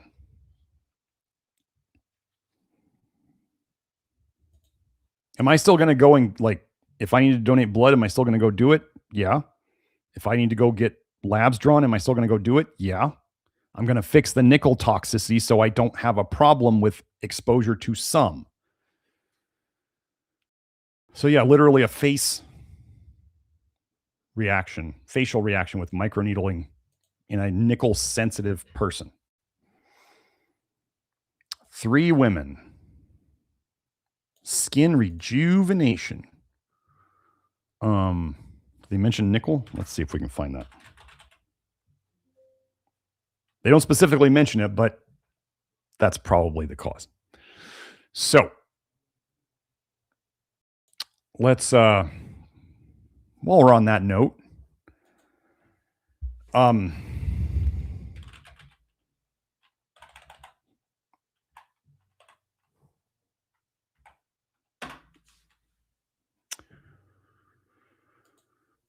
I'm going to pick my words carefully here.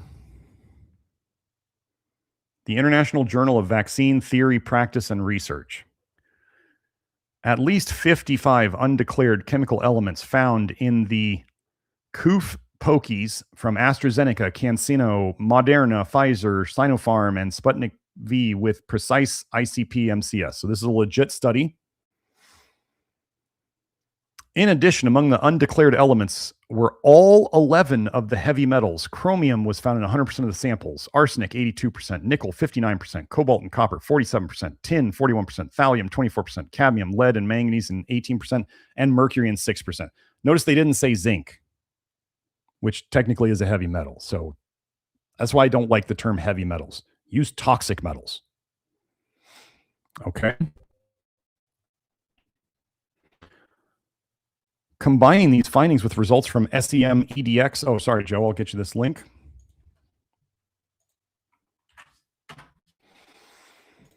Altogether, 62 undeclared chemical elements have been found in various products. In all brands, we found boron, infertility agent, calcium, titanium, arsenic, nickel, chromium, copper, gallium, strontium, niobium, molybdenum, barium, and hafnium. With ICP-MS, we found that the content of the samples is heterogeneous. So the content of the samples is heterogeneous, so it's different. The elemental composition varies in different aliquots extracted from the same vial. So they're getting different amounts every time they draw it out. Okay?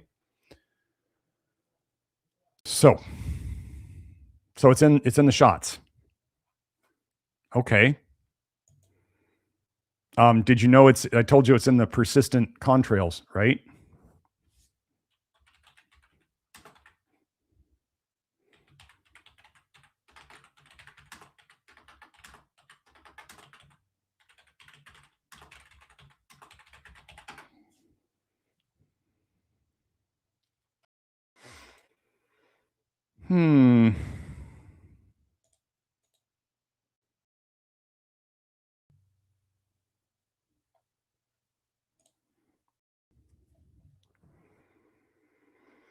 Lipid nanoparticles.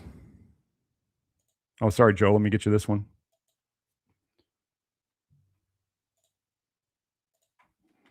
Didn't I get you that other link, Joe? Oh, sorry, Joe. Let me get you that other one. This one. Oh, I put it in the wrong.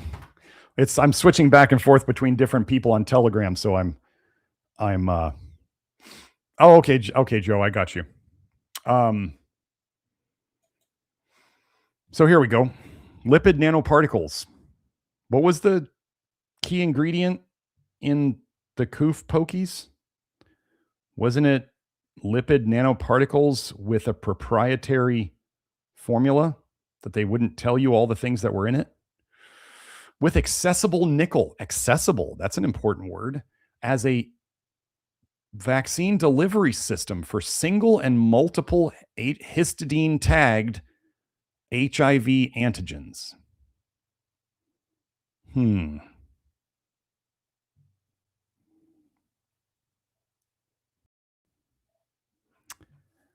Wow, crazy. Let me do something else. Let's try something else.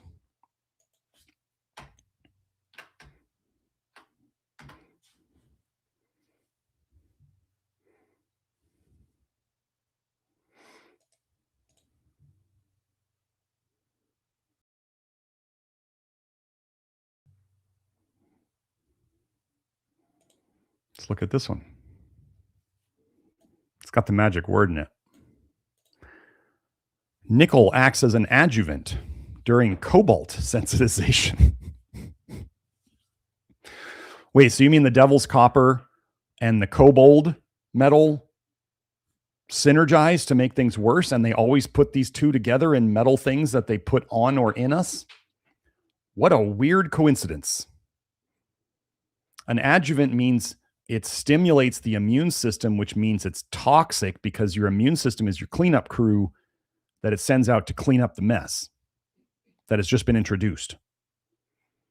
That is what an adjuvant means.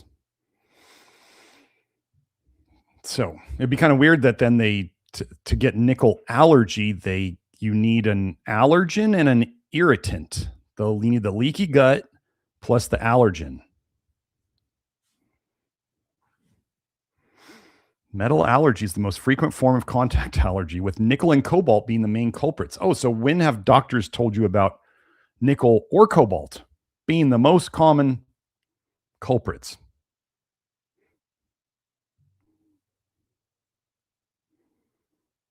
So, why didn't anybody tell us?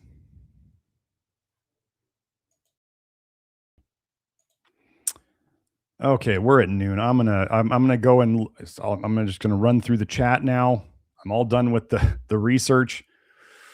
You guys can see what I've been doing with my spare time. Hope you've enjoyed the kind of free flow live stream. I'll put these links into a document. That'll be easy. Let me go down here.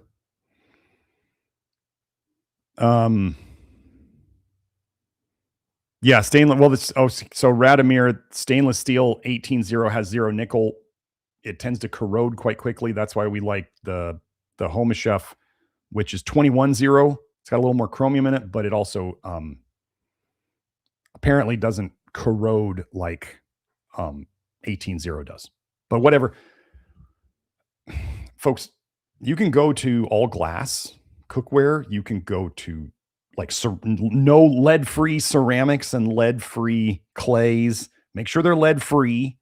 You can do other things. Okay. You can go to titanium. You can go to carbon steel. I mean, would cast iron be better than nickel pans if you've got a problem with it? Probably. Do I want to be eating out of stainless or cast iron on a daily basis? No. I get plenty of iron from meat. If you have an iron deficiency, you probably got a nickel toxicity because they go into the same spots. So anyway,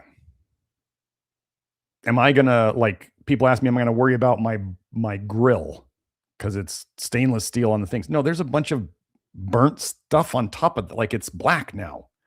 It's not shiny silver anymore. There's stuff in between the meat and the metal. So I'm not worried about that. The big rocks, as we say, from that story of the professor with the rocks in the jar and then the pebbles in the jar and the sand in the jar and then the water in the jar. We worry about the big rocks first. No metal on your body. Fix your water, because plain water absorption of nickel is like 10 to 40 times higher than it is in food. You drink plain water on an empty stomach, and the absorption of the nickel in that water is 10 to 40 times what it is in food. Fix your water. I go over that in the episode 246. Okay. And eat less nickel in your food where you can. You may not want to jump into the low nickel diet right away, but you can at least, we've had people start detoxing from fixing their water. One lady fixed her water supply, and 4 days later, her tremor was gone. One person went on a low nickel diet for 2 days, their hemorrhoid was gone.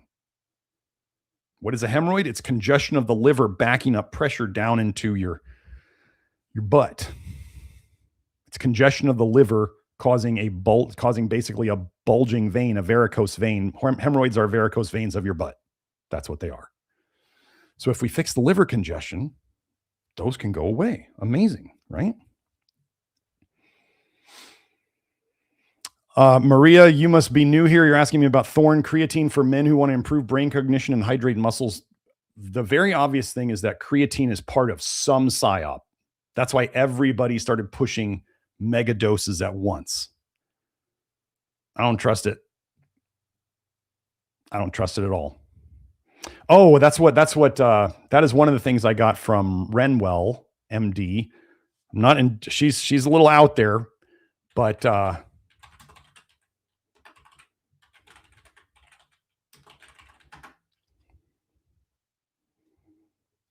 where is it?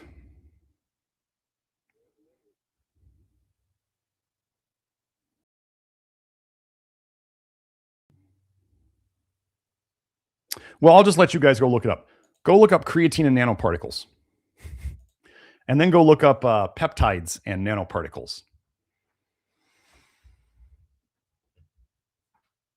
The big things that are getting pushed right now as the fixes to everything, anytime you see something new, go look at the thing, creatine, nanoparticle, peptide, nanoparticle. Where are the peptides made? Not here. Are they under the FDA's supervision? Not that that would necessarily protect you, but are they under the FDA's supervision? No, they're research chemicals. Gosh, what could they put in there that you couldn't see? Might be kind of hard for the normal person to figure out if it's actually in there. And then they get everybody who's interested in health and fitness, the people who might resist the most, to take these things. If it's a big trend and all the influencers are pushing it, like, oh, I don't know, creatine and peptides, I ain't touching it anymore. No way. They just told me it's part of the plan. Nothing gets big unless it's supposed to. Wait, I start talking about nickel and my channel growth starts tanking. What a weird coincidence. Everybody else starts talking about high dose creatine and buying your own white label peptides from God knows where. Oh, but we've got a COA. Oh, you mean they sent you a PDF over the internet? Wait, nobody could just create a PDF and make it say something, could they? How are people going to go and check that the COA is true? I'm sure no labs have ever been compromised, have they? Oh. And peptides are pharma. If you didn't know, most of them are not naturally occurring in your body. They're synthesized and they're meant to make your body do something. So there's that. And then there's what might be in there that you don't know about. So no, I don't go along with anything that's big. I'm not doing it. So there's that. Joe Malone said, haven't seen you live in a while, Garrett. The hair results are ridiculous, man. Love it. Well, thank you. Thank you. And this is trimmed. This is, I'm excited. I swear I'm seeing in these top hairs where it's really light. I think I'm seeing some color returning to them. And I swear it feels like it's thicker. I could be delusional. I could be wanting it to happen and thinking that stuff is happening that isn't. I understand that. Like anybody who says that that placebo doesn't affect them, they're lying. and they're probably getting placebo all the time. So anybody out there, if you ever tell me, well, I know it's not placebo, I'm like, you have placebo all the time in your life. So I'm sitting there going, I first start thinking, is it placebo? Am I wanting this to happen? And that's why I'm feeling things that aren't there. I don't know. So I told Kelsey this morning about it. And I said, I just got to wait.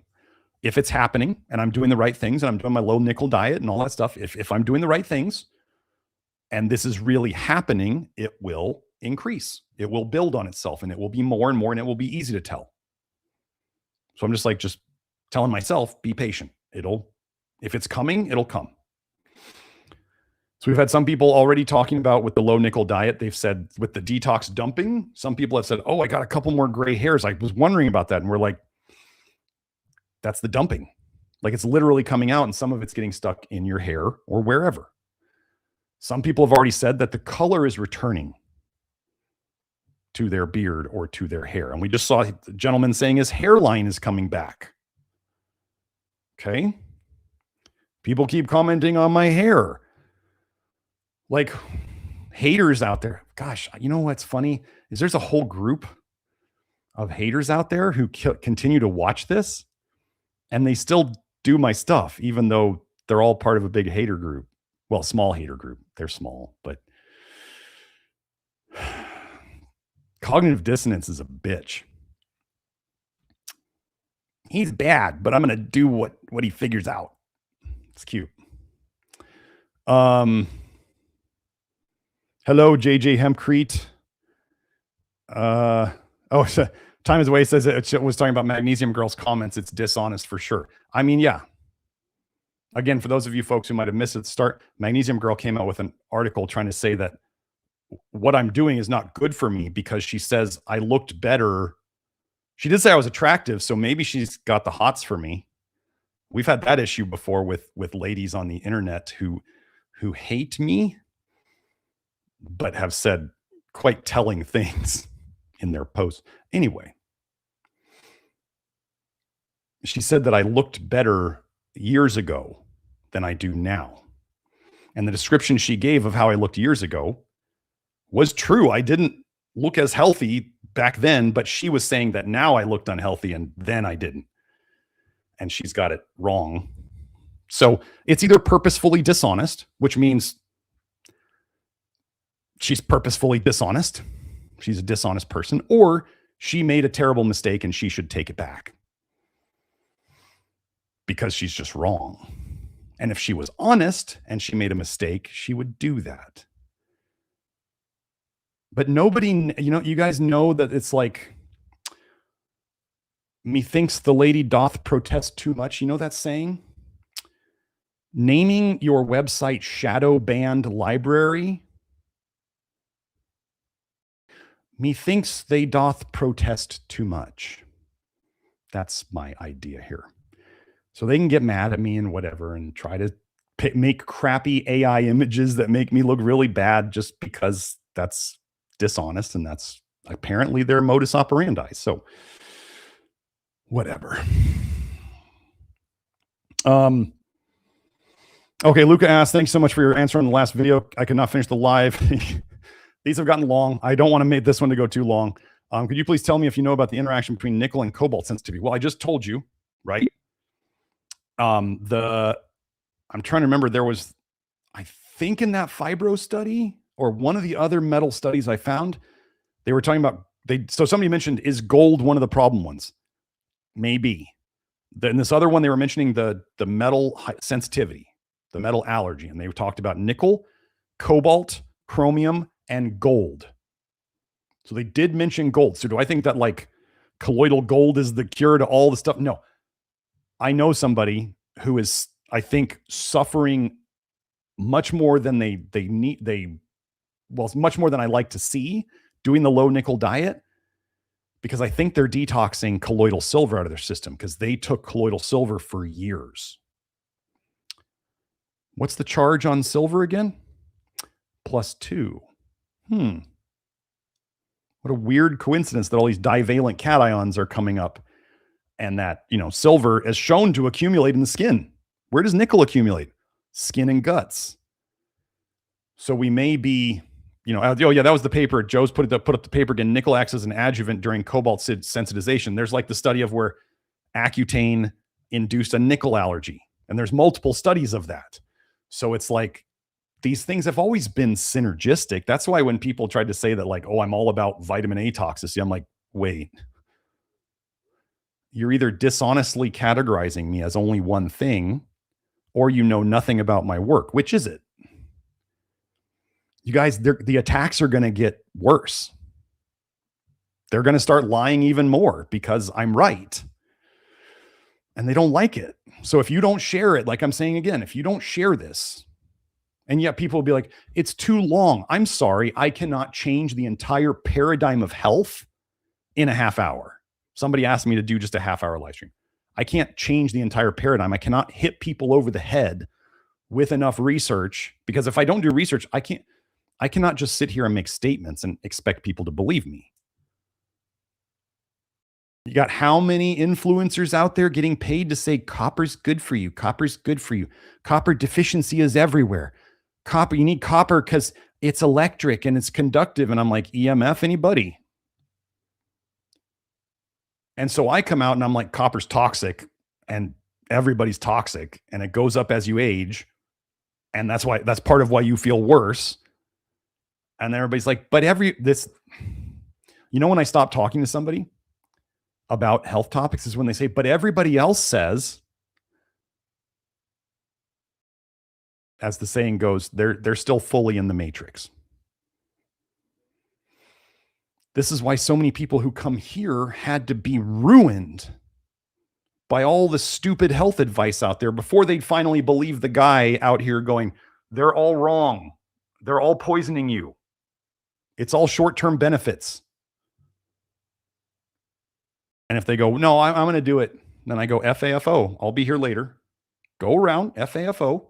You haven't learned your lesson yet. Come, I could be like a parent. I'm like, no. Go and make the mistake. Come back when you're done. When you figured out that you're broken, come back. I'll be here.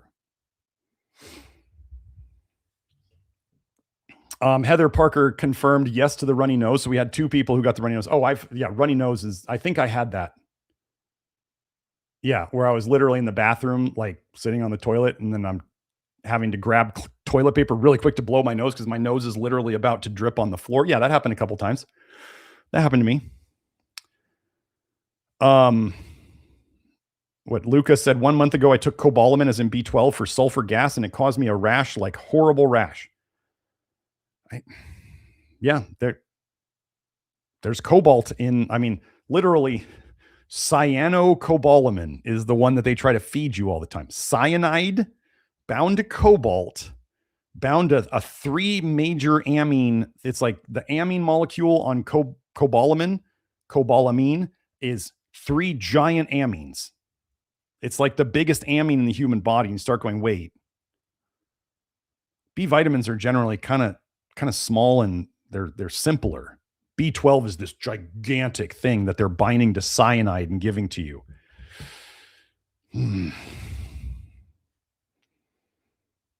Yeah, and Luca was saying there's a lot of interaction between cobalt and nickel. Yes. Time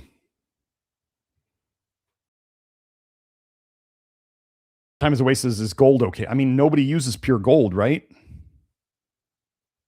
You can't use pure gold because it's too soft. So there's if you're putting metal on your skin or in your body, you're absorbing it. Like anybody who says you're not, they're lying. Okay, so we've determined that. Then it becomes, is gold okay to absorb through your skin and continue getting more and more and more and more and more every day? FAFO, I guess. I'm not going to do it. I don't think I have a gold deficiency, so I'm not going to put more gold in my body. And if there's no deficiency of it and it causes problems in excess, then it's mainly a toxin. That's my theory. Okay, Luca was talking about the runny nose. I think he said, "Yep, had that too." And 5 years ago, I was diagnosed with MCAS, and I learned literally 2 days ago that nickel attaches to mast cells. Yes, which is why lower histamine foods help during the low nickel diet. Well, we've helped people get rid of their histamine and mast cell issues with the low vitamin A diet, right? So again, leaky gut inducers plus nickel causes sensitivity. It increases your immune reactivity to it. So it all starts to fit together. We're just putting all the pieces together. And the very simple diet, I think I put out the diet. It's in a document that's linked under 246, episode 246. The supplements that are there that I know will help. That we're going to add more. So we're going to do specific things for the low nickel stuff. It's not a lot, but there's going to be specific things. And then the other supplements that we already have available that can help are there. And then there's the diet document there. There's like 8 documents. So,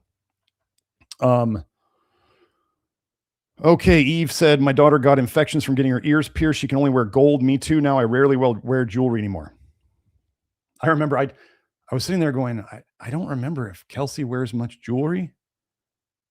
I was kind of going, does she? I don't remember her wearing jewelry. And then I told her, I'm like, stop wearing jewelry. And she's like, I don't wear jewelry really. I was like, that's what I thought, but I just wanted to be sure. So anyway, so Radomir was saying this is why zinc helps us so much. Yes, zinc kicks out the stuff you don't want. You need zinc. And generally, the higher the zinc food in a certain way. Okay, animal foods, higher in zinc, lowest in nickel.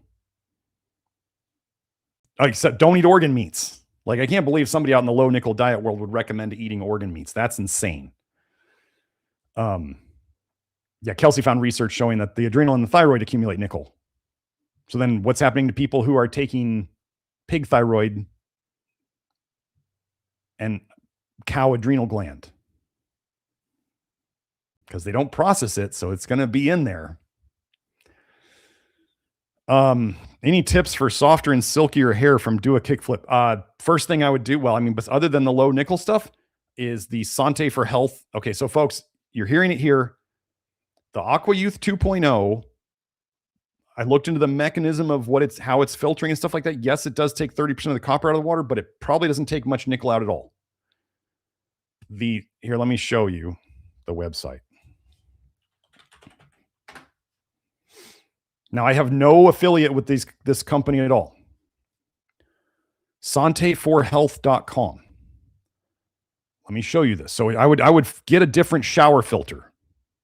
Get a good shower filter, but let me show you why I like this one.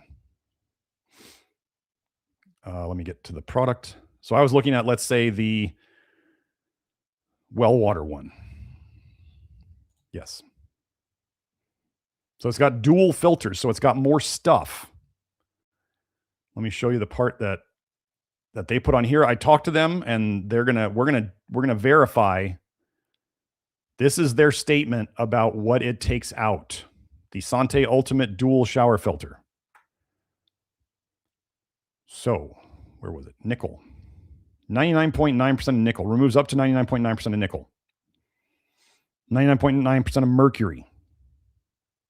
99.9% of arsenic. 99.9% of chromium. 99.9% of cadmium. Yes, it's taking out 99.9% of zinc and 99.9% of selenium, but we aren't trying to get that from your shower water. You're not trying to eat your shower water. You're trying to wash yourself. You're trying to cleanse yourself. Right?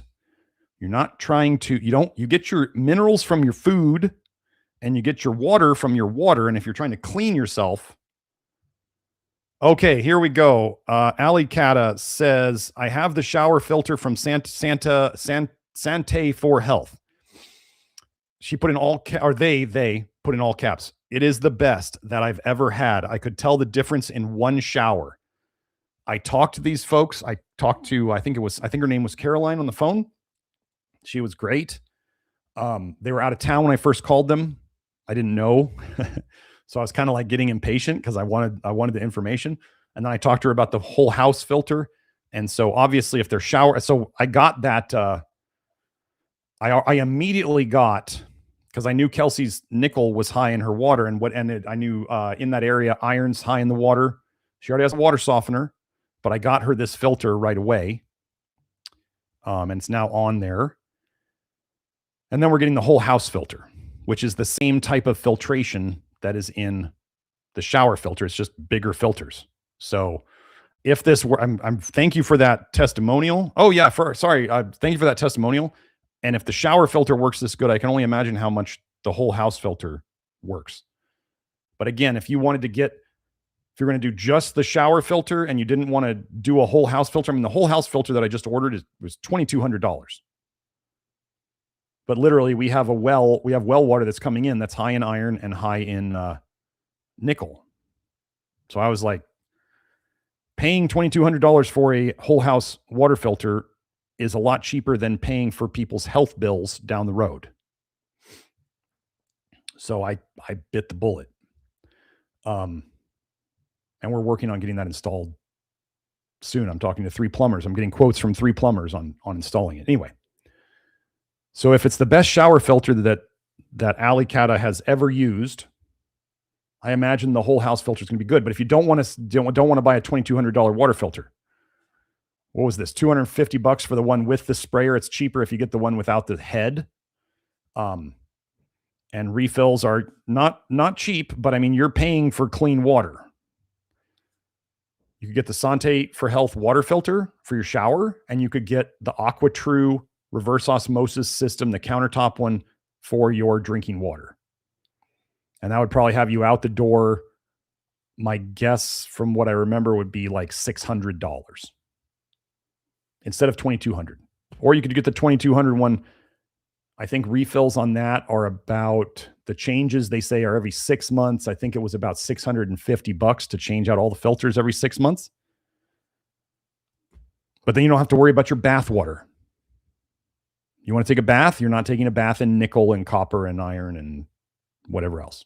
So I like baths. So I want clean bath water too. And why not get your plants? If you're going to have plants, give your plants clean water. So yeah, that is that. Let me get back to the comments.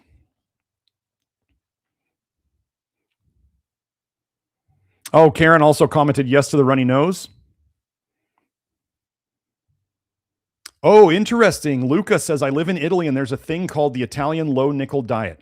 I believe here our soils are very rich in nickel, and probably why traditionally we removed all the germs from our grains.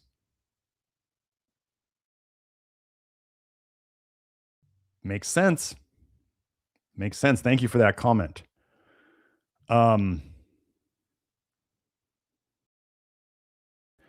Okay, here's another comment. LMJM1 says, been low vitamin A for a few years and have had some good results, but now low nickel for a few weeks and my nagging skin rashes are finally getting better and disappearing. This was the missing thing. I'm so happy because, like, oh my gosh, I'm going to be honest with you guys. Like, going through that detox, I was going, what have I unleashed on people? Like, I didn't know that our bodies want rid of this so bad, and it sucks coming out. And this last week, I was feeling a little guilty because my good buddy Edis is going through it right now. He's sticking to it and he's going through it. And Kelsey had some of her own issues. I think Kelsey's really, really nickel toxic, sadly, but we're fixing it. So it's kind of like the more detox symptoms you get during the low nickel diet, the deeper it is. And the more, every time you get a symptom in a new area, you can know that you had too much nickel in that area and it's coming out, and it sucks to go through. It sucks. So just wait until I come out with all the protective stuff. Okay. I mean, you can dive in if you want. Just know, like we had people coming to my office hours going, Yeah, I know the low nickel diet, I had some symptoms at the start, but then they kind of went away, but then it all came back again and this sucks. And I'm like, this is how it goes. Or do you think I'm doing the low nickel diet? Do you think these symptoms that came up for me are related to it? And I'm like, yeah, absolutely. And I'm like, it's my fault. Like, it's my fault my buddy's suffering right now. It's my fault Kelsey was suffering. It's my fault I was suffering. I take full responsibility for it. I had no idea that we were dealing with the devil's copper. You notice how they bind it? Like they originally found it as nickel arsenide, and then they're using nickel sulfate in studies. And it's like, they just love to bind nickel to nasty, nasty things. So, okay.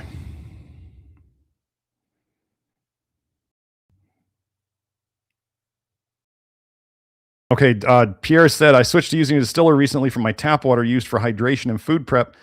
The yellow and white residue found in it turns out to be mainly lead, rusted iron, and chemical runoff.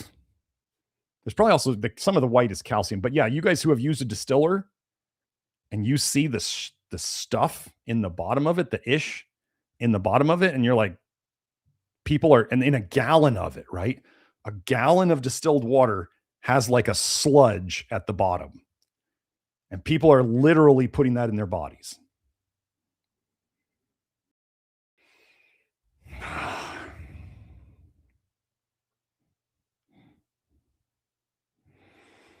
Okay, Lucas says, I learned that as the time goes by, the less nickel in the body and the less T cells the body makes. And therefore, if someday you may accidentally expose yourself to more nickel, you will be less sensitive. Yes. Yes. Okay, so this is known in the low nickel world. Once you detox nickel enough, and so remember, nickel is both the allergen and a leaky gut inducer. So nickel can do it all by itself. But if you do nickel and vitamin A, or nickel and if you're a gluten person, then you got a problem. You do nickel and you got a bunch of endotoxin, nickel and all the things that could cause leaky gut, then you get the allergy reaction. So if you go low nickel long enough, not only are you removing, if people just did low nickel, less leaky gut, less irritant, less allergen, less leaky gut. So you can get help on that. Now, from reading some of the stuff, some people who do just low nickel don't get as much better as they could, as we would expect them to, but they're not doing our version of it, right? They might be doing dairy all day long and doing tons of vitamin A and taking vitamin A supplements and doing all, taking copper supplements or eating super high copper foods. And we're not going to do that. So we're probably going to have a stronger detox and we're going to get better results at the end because we're removing the leaky gut problems and we're removing the vitamin A allergen more, and we're just removing a lot of the things that are other problems. So again, the low nickel community focuses on only one thing. Does that work for everybody? No. But if we fix multiple things, then we fix more things because it's all synergistic, good or bad. Okay. Oh, Vedant said he wanted to let me know. So I talked to Vedant yesterday. I wanted to let you know, he wanted to let me know I always get gray hair and itchy scalp when I take hot showers. So first, okay, so hot. Well, first of all, yeah, Vedant, you got to run the water first. Obviously, most of us do that to let it get hot, right? But hot water will pull more nickel and more copper off of the pipes. And then if you're already nickel sensitive, then the nickel is going to cause a bigger reaction in your system. And you're not, it's going to be a bigger problem. So like this will be Vedant, you doing the Sante for Health shower head will be like huge because you'll know right away if it took something out that was causing your reaction, which very well could be nickel. Oh wait, let me do that one too. Luca added, I also realized that after going to the gym and I touched the metal bars too often, I would start to have rashes, not local, like not where he touched it, but literally systemic. Now I wear gloves at the gym. See, so Luca was obviously pretty darn sensitive, like the allergy type. Even grabbing bars at the gym can become a problem. Shower water can become a problem. Shaving can become a problem. It's not that all these things are a problem if you weren't nickel toxic. But when you become nickel toxic and hyper reactive to it, then you get more problems for the same amount of input. That's, yeah, doing the Judd Leanhard stuff. I'm grabbing onto a lot of bands and other stuff like that. But yeah, I'm still doing some weights and some kettlebells, but there's a lot more bands in it, which I really like. The way he does the bands it's wild. Okay. Okay. Yeah, Vedant, get that Sante for Health water filter. Like, don't mess around. Oh, Victoria says, next time I'll buy the glass air fryer. Yeah, for those of you who don't know, there are glass air fryers. Don't use the ones that have the non-stick in them, please.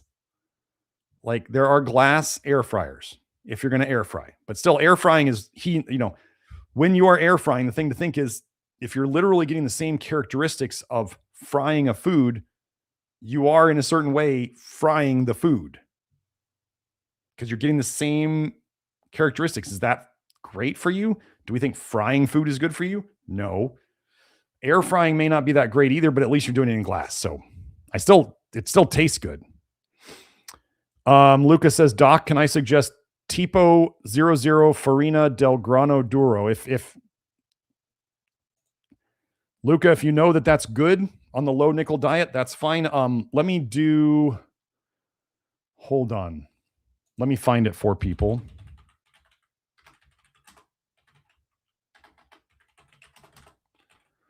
Another thing that we can add to the list of low nickel starches. Here, I'll just show you here. Cream of wheat, but we want it unfortified, right? Unfortified cream of wheat, also known as unenriched farina or soft wheat semolina. Not the hard yellow semolina, but the soft wheat semolina. So this is cream of wheat. If you want something sort of like oatmeal, folks, unenriched farina or soft wheat semolina. Okay. There's that. Okay. Oh, did I switch, Joe, or did you switch? Yeah. So unenriched farina or soft wheat semolina. That's something you could do as another like morning cereal or something. Okay. So Luca was saying those are extra refined or sieved flours from Italy, almost zero nickel. So you guys, if you're gonna make bread like sourdough bread, or you want to grind, if you want to grind your own, I mean, just you may have to sieve it or somehow get, if you can get the it's the germ, right? It's the I don't remember, germ or bran. You want to get the part that has the fiber out. That's where it's staying. Hamza says, is copper beneficial for detoxing nickel? Let me hit on this. Would I do that? Never, ever. No way. No. This is what people are doing, though. So let's say, like as Matthew Good Texture on Twitter was doing, he was taking obscene amounts of zinc. Like I think he said up to 400 a day sometimes. He was still on a low nickel diet, but he was hammering the zinc. And I was kind of just watching him. I told him, I'm like, we talk on Telegram too. I was like, I don't know if you want to do that so much, but I said, if you start feeling stuff, then I would suggest you back off. But if you don't, let's let it ride. Let's see how it goes. Because all of us are experiments of one. So he did it. He did it for a while. His eczema got better. Like I said, he's one of the people who was posting on Twitter about nickel that interested me in it, because I trust his observations. I trust him to be truthful, unlike some other people on the internet. And what he's doing now is I think he's transitioning from not taking much zinc or way, way, way less zinc. And now he's just on the low nickel diet and he's maintaining. So you can use these divalent cations. Okay. These +2 cations, especially a certain short list. It's like zinc, copper, calcium, nickel, maybe silver. You can use them. What people have done. Am I saying to do this? I'm not saying to do this. But like when people in the past have taken obscene amounts of zinc and they feel better, or people have taken obscene amounts of calcium, there's a group out there that does that and they feel better for a while. That they take mega doses of zinc for a while, they feel better. Then the stuff hits the fan. They take mega doses of calcium for a while, however long that is, and then the stuff hits the fan. They take mega doses of copper, revolutionary amounts of copper, or protocol amounts of copper, and they get better for a while, especially when they're taking copper bound to niacin, and then they think it's all the copper doing it. Do you know that they actually are literally taking the bioavailable copper for sale? The mitosynergy is copper bound to flush niacin, to nicotinic acid, and they don't give the niacin any credit. They're just like, no, that just makes it active copper. I'm like, wait, so you're literally saying that active copper in the body requires flush niacin? Well, that's an interesting statement because no other mineral in the body needs niacin bound to it to work. And the literal, the FDA application to get its status that they could sell it as a supplement, they had to literally say that the copper and the flush niacin break apart in the stomach. They had to demonstrate that. I have the link. So they're literally taking a flush niacin supplement with their copper. Wouldn't it be amazing if it was the flush niacin doing all the work and it wasn't the copper actually? So, yeah. Anyway, I would not take mega doses, but you see, there's groups out there taking mega doses of calcium. There's groups out there taking mega doses of zinc. There's groups out there taking mega doses of nickel. There's groups out there taking mega doses of molybdenum. I don't endorse any of those because my perspective, my approach is that if you need these mega doses, drug-like doses, you're not fixing a deficiency. You're forcing something to happen. And that theory now may be being proved true, that they were all just antagonizing nickel. They're just doing it with different minerals. And they all thought, you know, and I'm not saying this about Matthew because I like Matthew. He was working hard on that. But a lot of these people think they're a lot smarter than they are. And they're just taking these mega doses and they don't know what they're doing. And yes, you can overdo a good thing. You can, you know, people will be like, but you can drink so much water, you can kill yourself. And I'm like, yeah, but you need water. So it's kind of different than like poisoning yourself with like literal rat poison, vitamin D3, that your body can make if it chooses to. If it's given the things to make it, it will make it on its own. So why are we giving it to it? Same thing with choline. You can make choline. You know that. You do make choline. So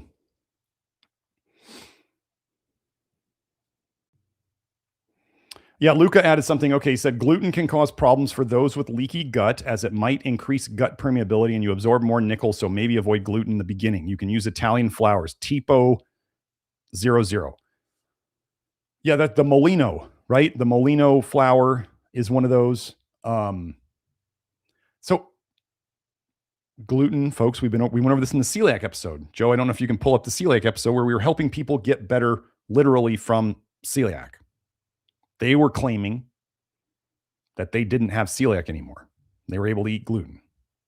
And that was with the low vitamin A and the copper and all these other things we do. Okay. Some of them are very ungrateful these days, which is really hilarious. But, you know, we still help fix your stuff. So if you want to be ungrateful, I guess you can tell God about that later. So gluten, in the research, I have a paper showing that people who are celiacs dump twice as much bile when they eat gluten. Twice as much bile. They dump it. So if bile has all these things that are irritants in it, like retinoic acid and nickel, and then people are eating high nickel foods, which is irritating the gut, then you can cause more problems. So, and one of the things that's associated, ladies, especially with like Hashimoto's or Graves' disease, as I've said this many times, I think it was about 20 years ago, maybe 25 years ago, I went to a celiac meeting in Tucson just to learn about it as I was a new doctor in town. And they had a handout that said in the handout They don't say this anymore anywhere. They said that celiac disease was a sister disease to both Hashimoto's and Graves'. The two autoimmune thyroid conditions were sister diseases with celiac. Oh, Joe, that's one of them, but that's not the main one. There's another one. So, but thank you for putting that up. Autoimmunity. So what do we see happening a lot? Where does autoimmune thyroid show up? Mostly women. Okay. Where does nickel toxicity mostly show up? Mostly women. What is a lot of hypothyroid stuff related to, especially in more mature women? Low ferritin. What does nickel, so imagine this, you get women who are vitamin A toxic, copper toxic, nickel toxic. They lose too much blood from heavy menstruation and they never catch up. Now, you know what happens when I went over this in the very first nickel toxicity episode. I believe they lose so much blood that then their body gets very hungry for iron. Okay. What does your body absorb iron from?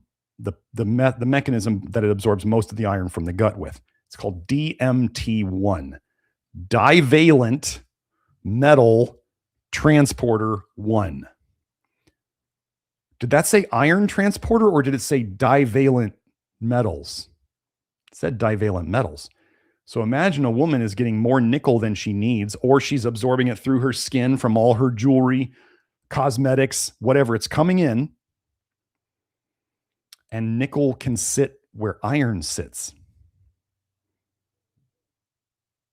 And when the body's hungry for iron, actually one of the biggest causes of nickel toxicity in the biggest mechanisms is iron deficiency, which then your body cranks up that DMT1.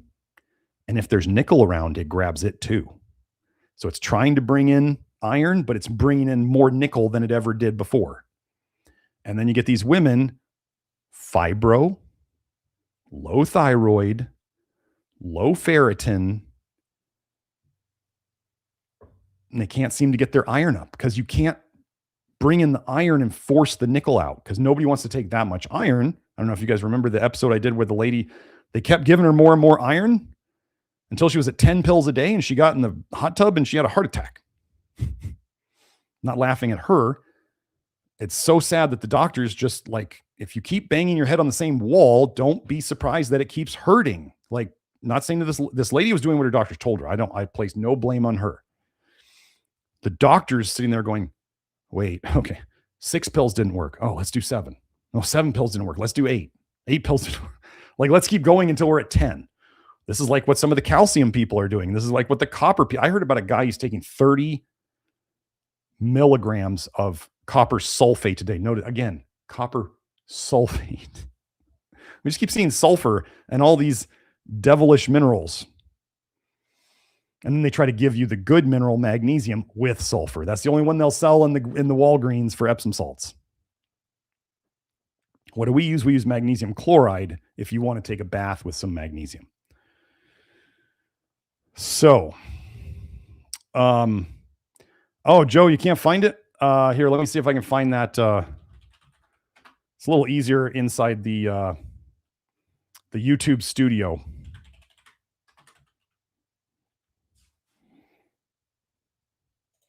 Let me get that for you, Joe. Thanks for looking. There it is.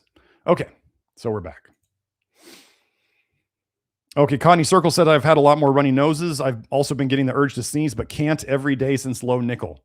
Yeah, there was a period of time I was getting the tingly feelings inside my nose. It would only be when I wake up. Like if it's allergies, right? Why doesn't it happen all day? I would wake up in the morning. I have the tingles in my nose and I might sneeze a couple times and then the rest of the day it's gone. So if it was something in the air, why did I get the cough when I went to bed? And why did I get the tinglies in my nose when I wake up? If it's an allergen in the air, it should be all day, right? So, but yeah, less gluten could help. Absolutely. What our goal is, right? People might have to avoid gluten in the start to, let's say, heal the gut. or it might help to eat less or to eat better sources like the stuff Luke is talking about. And over time, you seal it up and then you could eat more things. Like what's Ancient Miso was saying on Twitter, he's eating crap flour. Like he knows it. He's eating the G-slop flour, the non-organic, unenriched. And I say that joking because I'll eat it too on occasion. So I'm joking. And he's getting better. Okay, so do you understand how bad a toxin this is that people can eat like non-organic refined flour and still get better? And what does that say to Grant Generou's assertion that he thinks it was the niacinamide in the enriched flour that he got rather than now the whole wheat flour that he was eating like half a loaf of a day or more, plus maybe beans, plus no zinc supplement. And I went over in my Substack articles about all that he shows lots of signs of zinc deficiency. Wait, nickel toxicity and zinc deficiency, those go together? Huh, weird connections here that I just keep making. So yeah, I'm going to show you this one just so you guys see it. This is what Luca is saying for the flour. Farine tipo 00 di grano duro, okay? It is the lowest nickel flour you can find, he says. Okay, we got that one. And then he says, if you can order those from Sicily, it's best because they use ancient wheat. Sure. Or Sardinia. I'm assuming Sardinia is maybe the Italian spelling, and we're used to hear it in Merca, Sardinia. Yeah. Okay, well, maybe we'll just bring this up. Brady asks, are you going to do a podcast for apple pectin and malic acid? This seemed to really help on the low nickel diet. Pectins seem to like nickel in terms of grabbing onto it. Now, let me go over. Here's a funny thing. As we were moving towards this low nickel thing, as I was about to figure it out weeks ago, some of you have heard me talk about potassium malate. Wait, do I remember that lots of people with fibromyalgia would say that they did well on magnesium malate or literally taking malic acid? Let me see if I can find that really quick.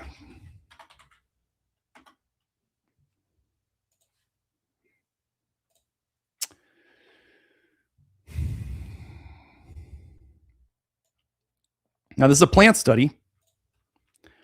Malic acid inhibits accumulation. Wait, what are those words? Malic acid inhibits accumulation of cadmium, lead, nickel, and chromium by downregulation of OSCSESA and upregulation of OSGLR3 in the rice plant. Malic acid inhibits accumulation. Well, we've been having people doing well with potassium malate and or magnesium malate or malic acid. That'd be weird if it prevented accumulation of nickel, wouldn't it? So am I going to do a whole thing? Brady, I'm definitely going to go into the pectin topic and I'll try to add the malate to it. Yeah. So yeah, we'll get on that. Joe, that's all I got on that one. Free Inspiration says, should I be worried about copper content in organic peeled apples if you peel them, since they apparently use copper as a pesticide? No. Generally, if you peel a fruit, okay, I'm not saying always peel stuff, generally. That's a general good idea. That is what traditional, like 100 years ago, they deeply peeled everything.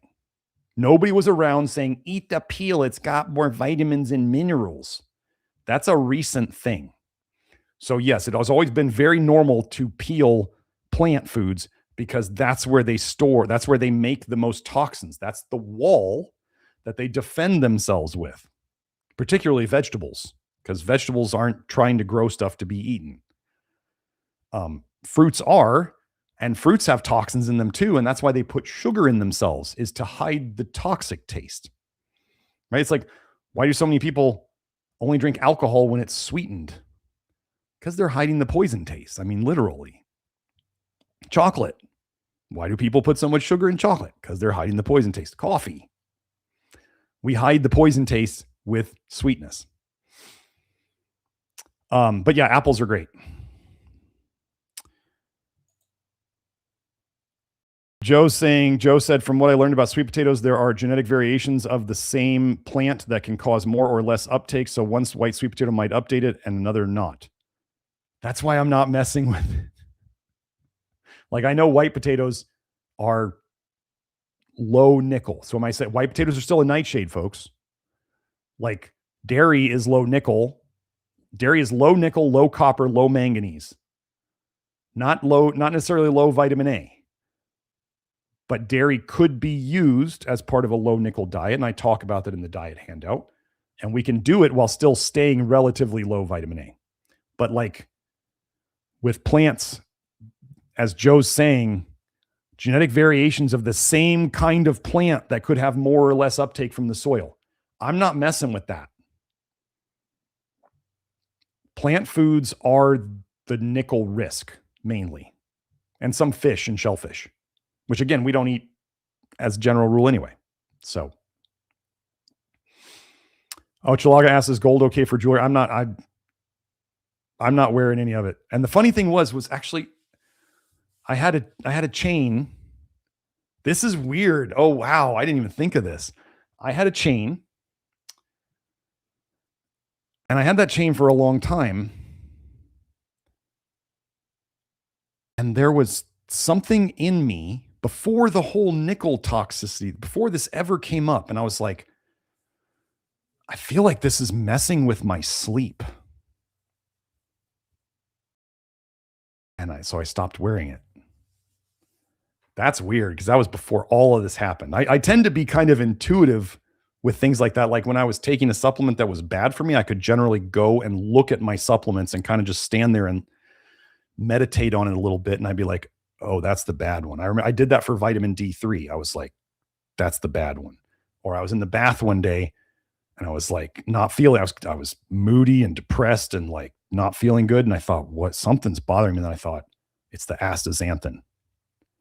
And then I'm in the bath. I look it up on my phone and I find, oh, wow, there's a lot of bad research on astaxanthin. And all the good research on astaxanthin was done by the company that freaking makes it.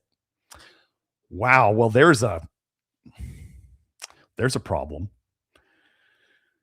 So, I'm not gonna wear any jewelry. Like, I mean, okay. So maybe if I was, let's say Kelsey and I were going out in the town and I had something I wanted to wear. Okay. I'll wear it for the night. Am I going to wear jewelry every day, day in, day out? No. Would I want to wear jewelry 16 hours of the day and just take it off to sleep? No. I would wear it on occasion, special stuff, if I chose to. Like, I don't know. When Kelsey and I get married, I don't know if I'm going to get a metal ring, because I really don't like the idea of my finger potentially getting pulled off with a metal ring. And Kelsey and I just aren't that kind of people. So anyway, we'll have to have that conversation when we get there. Okay, Kim Capel says, can't get white flour unfortified in England. Does spelt flour contain nickel? If it's whole grain, you're taking a risk with nickel. Kim, you may want to ask or look into what Luca was saying. We can order Molino flour from Italy here in the US. Like, Amazon sells a ton of it. So I don't know. Like, this is one of those questions, like where you live. I can give you all the key terms to look up, but you're going to have to go and do the searching yourself, because I don't have time to look in every country and figure out everything. I can't tell you what supplements are okay in your country, what customs is going to do in your country, what's available. That's just beyond what I can do. Okay. Oh yeah, Luca was helping her. Yeah, the lone squid was saying, I'm starting to think processed food was originally processed to remove toxins and metals. Well, it's more like it's the plant foods that are the big problems. I mean, other than the organ meats in animals and the shellfish, which like literal vacuums for toxicity. So peeling of fruits and vegetables was very, very normal.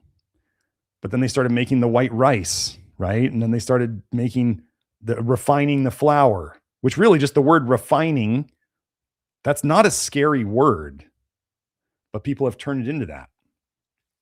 So yeah, maybe it had a reason. And then it was because like, you don't really hear people complain. Like I've never heard of pellagra B3 deficiency from white flour. I'm beginning to wonder if the whole pellagra thing was just some sort of toxicity that happened in Japan. I don't know.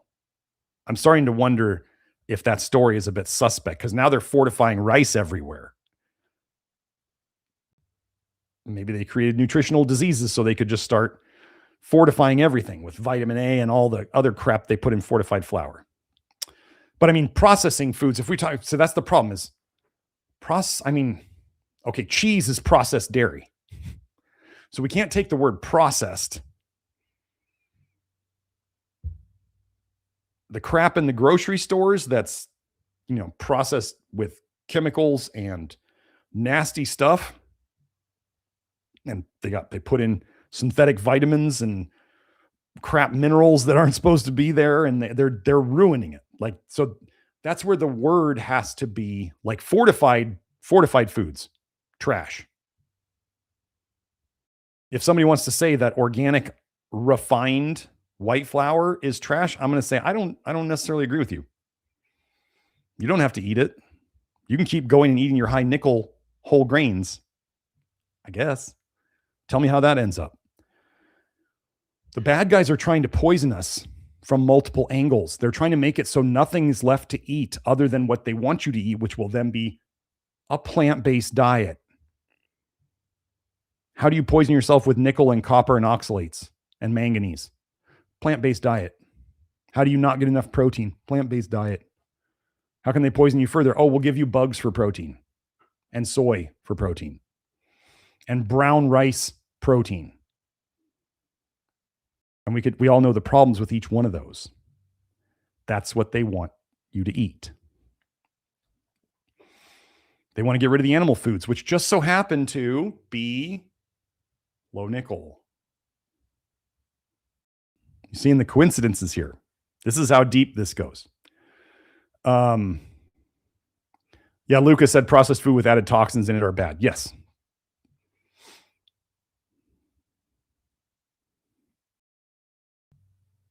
Okay. Who posted that? Oh, Joe posted hair biomonitoring and health status of a general population exposed to nickel. Yeah, that was probably one of the links I had. Okay, so oh, Joe's posting the links. So yes.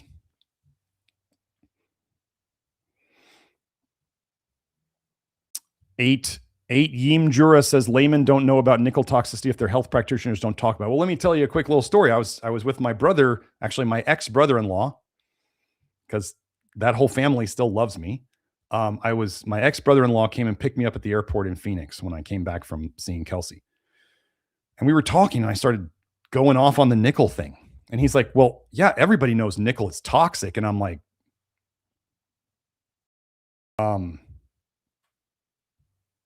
yeah, no. Like it's one thing to say, I know nickel is toxic. And then it's a whole nother thing to do nothing about it on a daily basis, right? People are doing things about lead. People are hyperventilating about lead, which is, they should. But nobody's doing anything about nickel. And here's the best thing about nickel is that once you lower your intakes of it, your body just dumps it and your problems are going to go away. This is why they're going to be so mad at me. This is why they tried to cover it up with sensitivity and allergy and, oh, only this % had a reaction to it.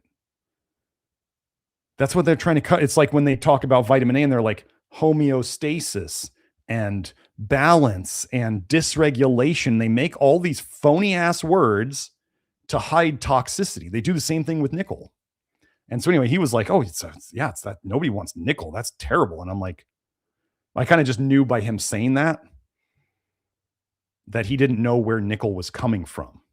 It was just kind of too, oh yeah, obviously. And I was kind of like glad that he knew it was bad because then I could tell him how bad it really was. But I also went, he's actually a healthcare practitioner, and he is a very intelligent healthcare practitioner. But he's DPT, he's a doctor of physical therapy, but I don't expect him to know about nickel. So tons of people know about nickel. They're like, yeah, nickel, you probably don't want that. And I'm like, do you really mean that? Because we can talk about how you're getting it and how you're getting too much. So, let's see.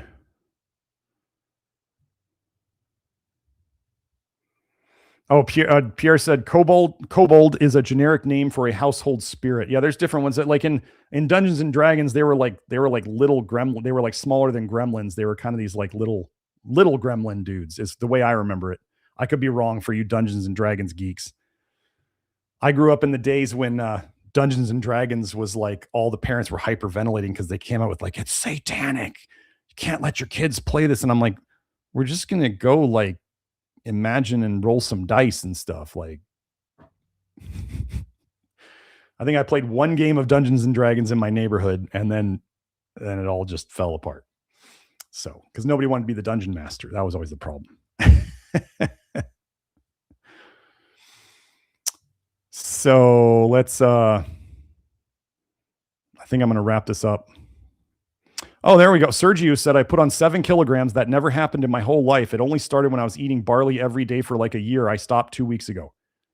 Oh, let me tell you guys. Okay. So very well could have been nickel, Sergio. It very well could have been. Not everybody puts nickel into their body fat, or not everybody does the nickel affect their body fat like that. What I'm seeing some people are losing body fat like right away in the beginning. I kind of felt myself tighten up. Like I know that I'm less, there's less, if you want to call it edema or, what do I want to say? Swelling just generally in my system. Like people can feel that and know that. So there's less of that. And I definitely lost fat in the areas where I tend to, the guys like the back of the love handles on guys. Like that's the first, when I feel myself tightening up there, I know I'm losing body fat. And that has all happened on the low nickel diet, but I haven't lost much weight. So if I'm losing body fat and I'm losing inflammatory edema, but I'm not losing weight, then what does that mean? Probably gaining muscle. And when you look at the nickel research, you find that nickel crushes testosterone. As you saw in that other testimonial, he was saying his man function was improving. And I'm saying I saw that too.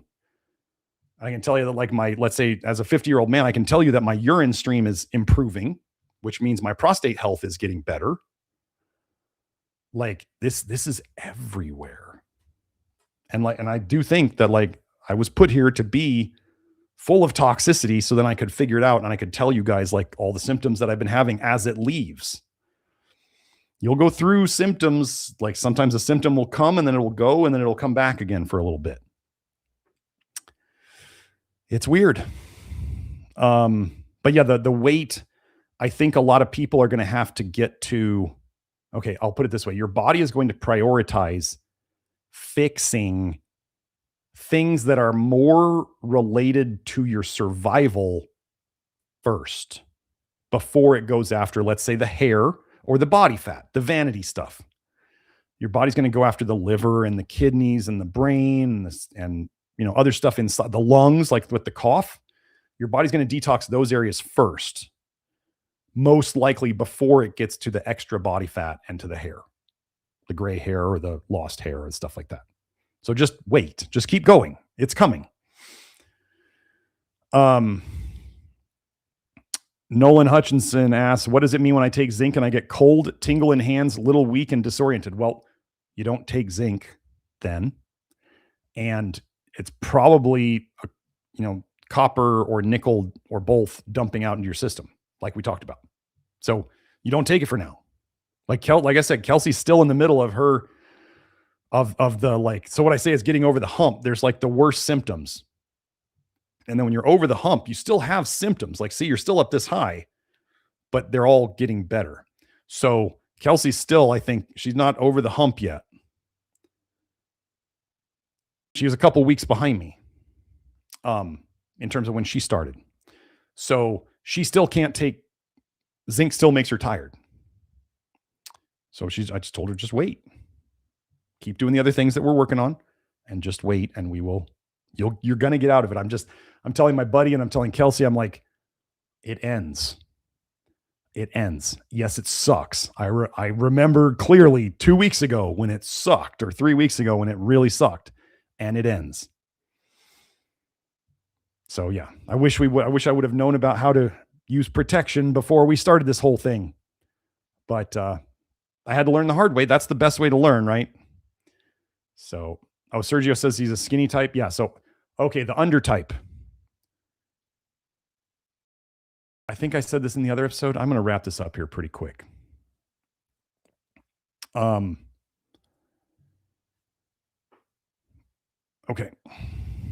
In animal studies, a lot of the animal studies with nickel toxicity, the animals like mice or rats, they lose weight and their appetite goes down.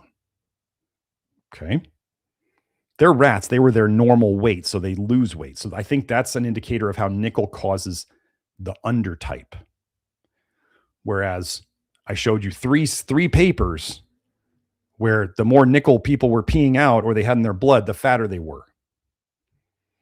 So we have the animal evidence of nickel causing the undertype, and then we have the human evidence, much more of it, showing that nickel causes people to gain weight. And it definitely ruins their thyroid, and it definitely ruins their blood sugar control. Like I said, you saw multiple testimonials, including mine, of like blood sugar stability being like rock solid after you've detoxed enough nickel. Your blood sugar is not a problem anymore. So,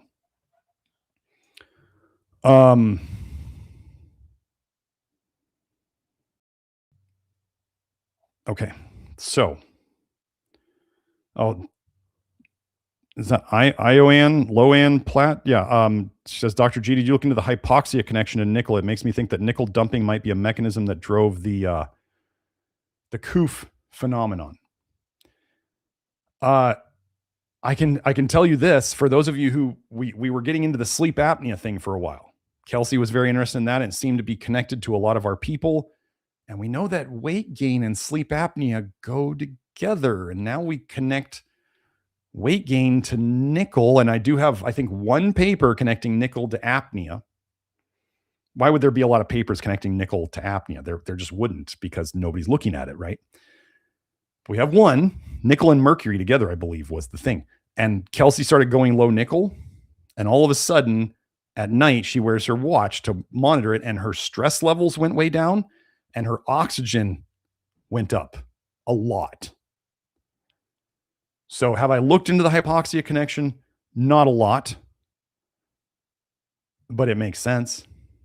So yeah, I just haven't gone there yet. There's, as you can see, like I went through probably 2 days of the references I've gotten in the last week on this episode. It's really bad. It's everywhere. The fact that nobody's talking about nickel has to be purposeful at some level. That's my opinion. Okay. Pierre said for me not to say coof on YouTube. Maybe I should go back. Joe, can you make a note? I'll go back and I'll snip out that word.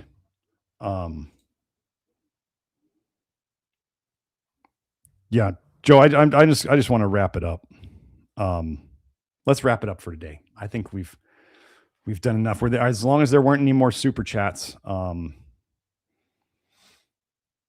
Okay. Oh, wait, let me just add this. Human health, the very last one. Heartburn stuff started happening a lot more during this. A few headaches and runny nose for me and the other people in the house, cutting out and a few headaches and runny nose for me and the other people in my house, cutting out beans and using Homa Chef. That's all they did. Do you realize how badly we're being poisoned and how much our bodies want to get rid of this? He changed his cookware, and he cut out beans.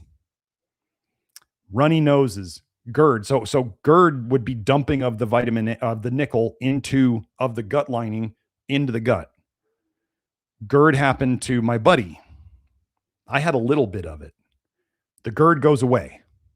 You could use zeolite. Zeolite and the fact that it stays in the gut. Kelsey has a study showing like similar conditions to the gut where zeolite grabbed onto like 90% of the nickel. So if you get GERD, taking some charcoal and or some nickel, or charcoal and or zeolite could grab it in the gut, because wherever your symptoms are, that's where the nickel is. So that now the zeolite and the charcoal don't go into your bloodstream, so they can't help like your mental state, can't help your kidneys.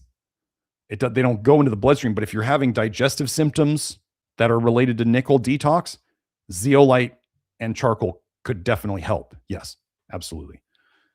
So I had my biggest issue during this whole thing was I want to call it an upset stomach, my tummy hurt. My tummy hurt. And it was one of those where it's not debilitating. It's just like, this sucks. Like, this doesn't feel good. And that would go on sometimes like most of the day. And then when I figured out some of the antidotes, it pretty much went away. So yeah, don't hesitate on the zeolite and the charcoal for that one. And just watch out for while you're still having the GERD, watch out for flush niacin, watch out for lactoferrin.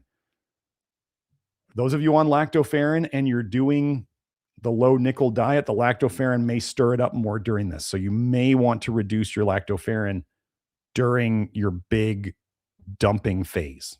Okay. Gosh, what other supplement guy tells you you might want to cut down on my supplement during this? Who else does that? Lactoferrin's amazing. And there are times for it. I cut down from 2 to 1 during this process. So I cut down by half. I could go more, but the 1 still helps. And you can see I'm still pretty happy. That's one of the things the lactoferrin does, is it makes me in a better mood. So, Ioann, is it Joanne Platt? Is it Joanne? Anyway, Ioann Platt, is pearled barley okay? I don't know, but it is somewhat refined. It might be. I don't know. I've got my bread. I've got my tortillas. I have white rice a couple times a week. I might have white potatoes once a week. This morning we had some leftover short ribs from the other night. I had like 2 little thin short ribs, and I had 2 bananas, and I had 2 pieces of toast with a little bit of butter on them. That was my low nickel breakfast. And it's still relatively low vitamin A. Still below 1,000 units. So that's what I did. And it's working. So I keep improving in all these ways. And I like getting to tell Kelsey, especially how, these improvements are happening. And she's seen improvements. And also there's the detox still going on. So just know next week I'm coming with, I'm not going to use the word protocol. I'm coming with the approaches so that you guys can do this. So there'll be an approach for like, you haven't started the low nickel diet, but you want to, you're planning on it. Then there'll be like, you're in the middle of it. You've already started it. Oh, it's John. Okay, John. Hi, John. And thank you for that other work you did. Kelsey showed me the other work you did. Hopefully she told you that like I had a lot more to go. So I was like, I knew there was going to be stuff we could add to that. So thank you for that stuff you worked on the other last week or the week before. Earthica Star says, I've been eating free food after typhoon disaster, most Spam and white rice. It's not going to be, that's technically a low nickel, probably, I'm sure. Spam is in a can. Canned foods in general, folks, are going to be not the best low nickel choices. Watch out for the aluminum cans too. Like aluminum and nickel are, aluminum, copper, nickel, iron. These are the big ones that they're trying to get into us all the time to turn us into their batteries and their antennas. Did I do anything with this?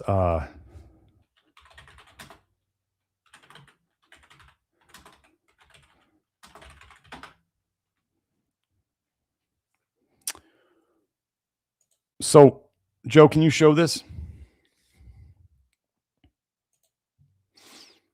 So let me just, let me just show you some of these things that are on PubMed.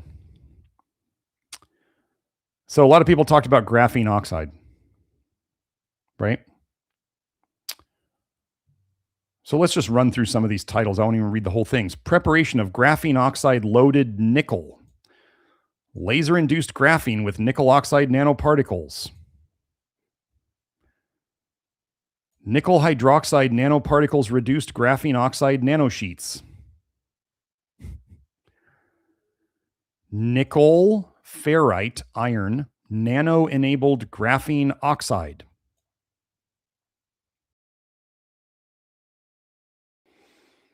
Nickel nanoparticle graphene nanohybrid was synthesized by first depositing nickel hydroxide onto the surface of graphene oxide sheets. Honeycomb-like nickel oxide reduced graphene oxide based sensor. Are you seeing the pattern? So, does it make sense that they might really not want us to reduce the nickel? Because they're getting the graphene into you. Can't really escape it. Can't. Okay, so let me hit on this one last idea. I know I talk too much. But I got so much energy, right? I'm low nickel, so I got all this energy. You can't avoid what's coming down from the sky. But you could get an air filter. HEPA filters take out the nickel. You can clean your water. You can pick better foods, lower nickel foods that are, just so you know, even the ones that aren't organic seem to be helping people. This is one thing I'm coming to. The toxic metals are worse than the organic toxins. I'll just give an example.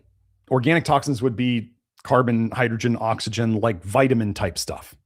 So do I think nickel is way worse than vitamin A? Yes.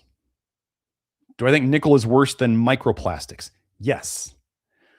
Do I think so? The toxic metals are worse than the PFAS.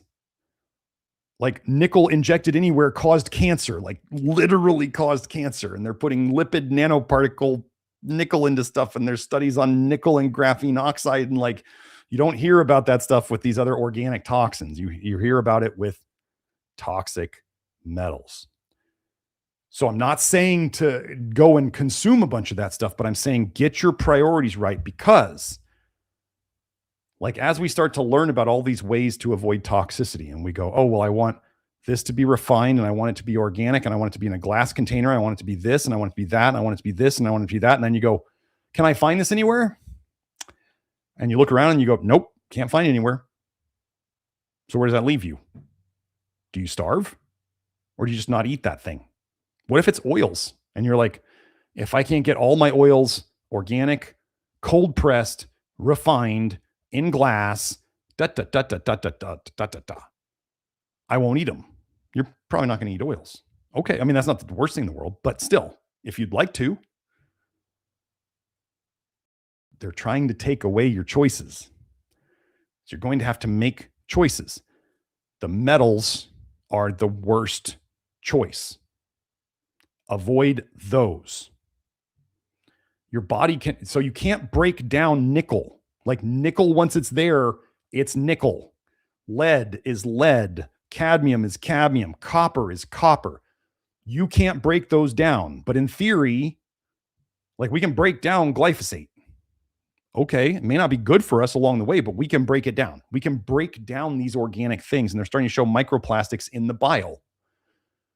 If there's microplastics in the bile, The liver put them there, and you can get rid of them by pooping them out. I saw somebody on Twitter saying you can't ever get rid of microplastics. And I'm like, I don't believe that. And then it took me 2 minutes to find out that microplastics were in the bile. And I'm like, oh yeah, you could detox them.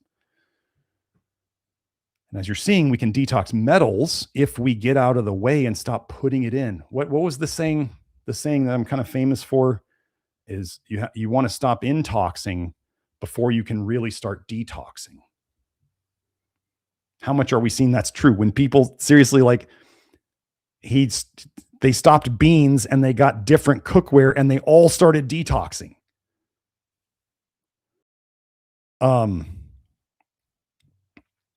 Yeah. So, oh, thank you, Radomir. He says, you're the only one that talks the truth. Talk as much as you like. Yeah. So so I was looking up in the sky today and it was all cloudy. The hazy, gross, cloudy nastiness. And you know where that comes from. We all know where that comes from. If you're here and you don't know where it comes from, I don't know. Do your own research. They're not persistent. We'll put it that way. Anyway, that's going to fall down. Did I hold on, let me find this.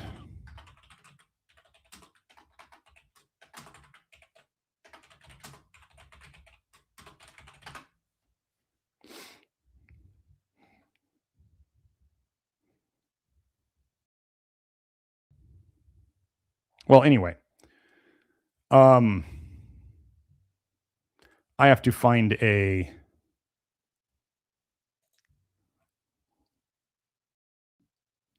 where's that? Anyway, okay, I'll put it this way. In those trails up in the sky trails, they're so persistent. And they might be running a con on us about them. There's nickel in there. You don't get to avoid it. It's going to come down. It's going to get on stuff. It's going to get in the water. You're going to breathe it. One of the things that I've seen in the research is they talk about nickel sensitive folks becoming hypochondriacs and becoming kind of paranoid. I'm not here to make you paranoid. I'm here to tell, like I said, I'm not going to stop using a razor because it's stainless steel. I'm not going to stop getting blood drawn because it's got nickel in the needle. I'm going to fix my foods. I'm going to fix my water. I'm not going to wear any jewelry. Like I'm tripping out now about that necklace thing. Cause I was up at Kelsey's last time and she was like, here's your necklace. And I'm like, I don't want it. I'm like, I'm not going to wear it. I think I was even in the middle of the nickel toxicity thing, and I was having sleep issues. One of my big detox issues has been sleep, and I can feel it now that I'm over the hump. I'm getting deeper sleep when I fall asleep, and if I wake up, I fall asleep again faster. And I'm not stressing about waking up.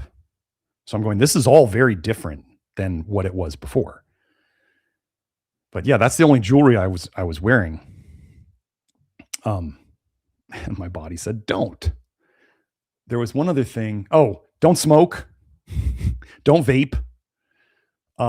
Maybe get an air filter for your house. I like what's the filter?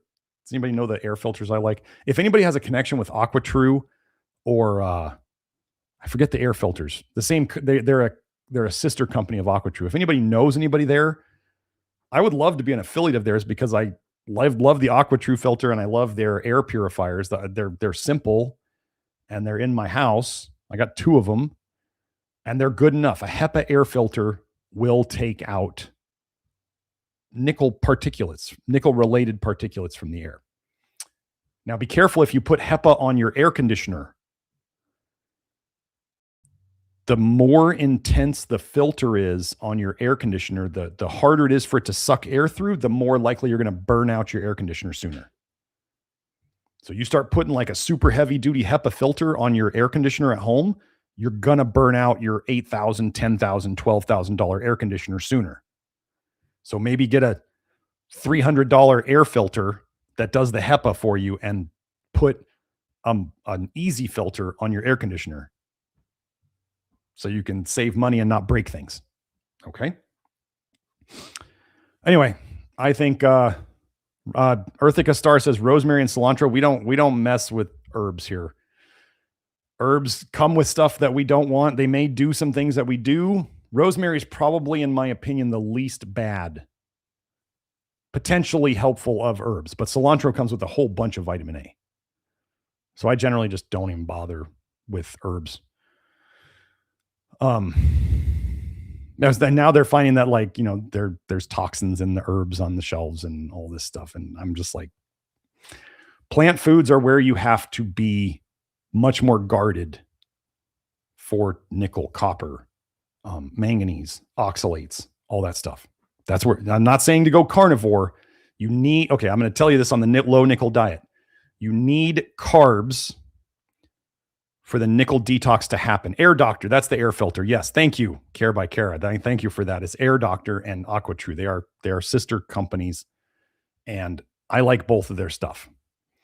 I didn't know that when I bought them, and then I bought them, and I was like, oh, they're connected. And then I've tried to apply for their affiliate a couple times. Maybe I'm too far out there, and they're just like, you're too weird. We won't associate with you. I guess, whatever. I like your stuff. So they've rejected me like 3 times. I'm like, okay, well, whatever. But yeah, clean the air. Don't put nickel on your body. Clean your water. Watch your foods. And maybe get some zero nickel cookware for the stuff you cook on every day. You don't have to, I'm not saying change your silverware. Oh my goodness. Stop. That's where things get crazy.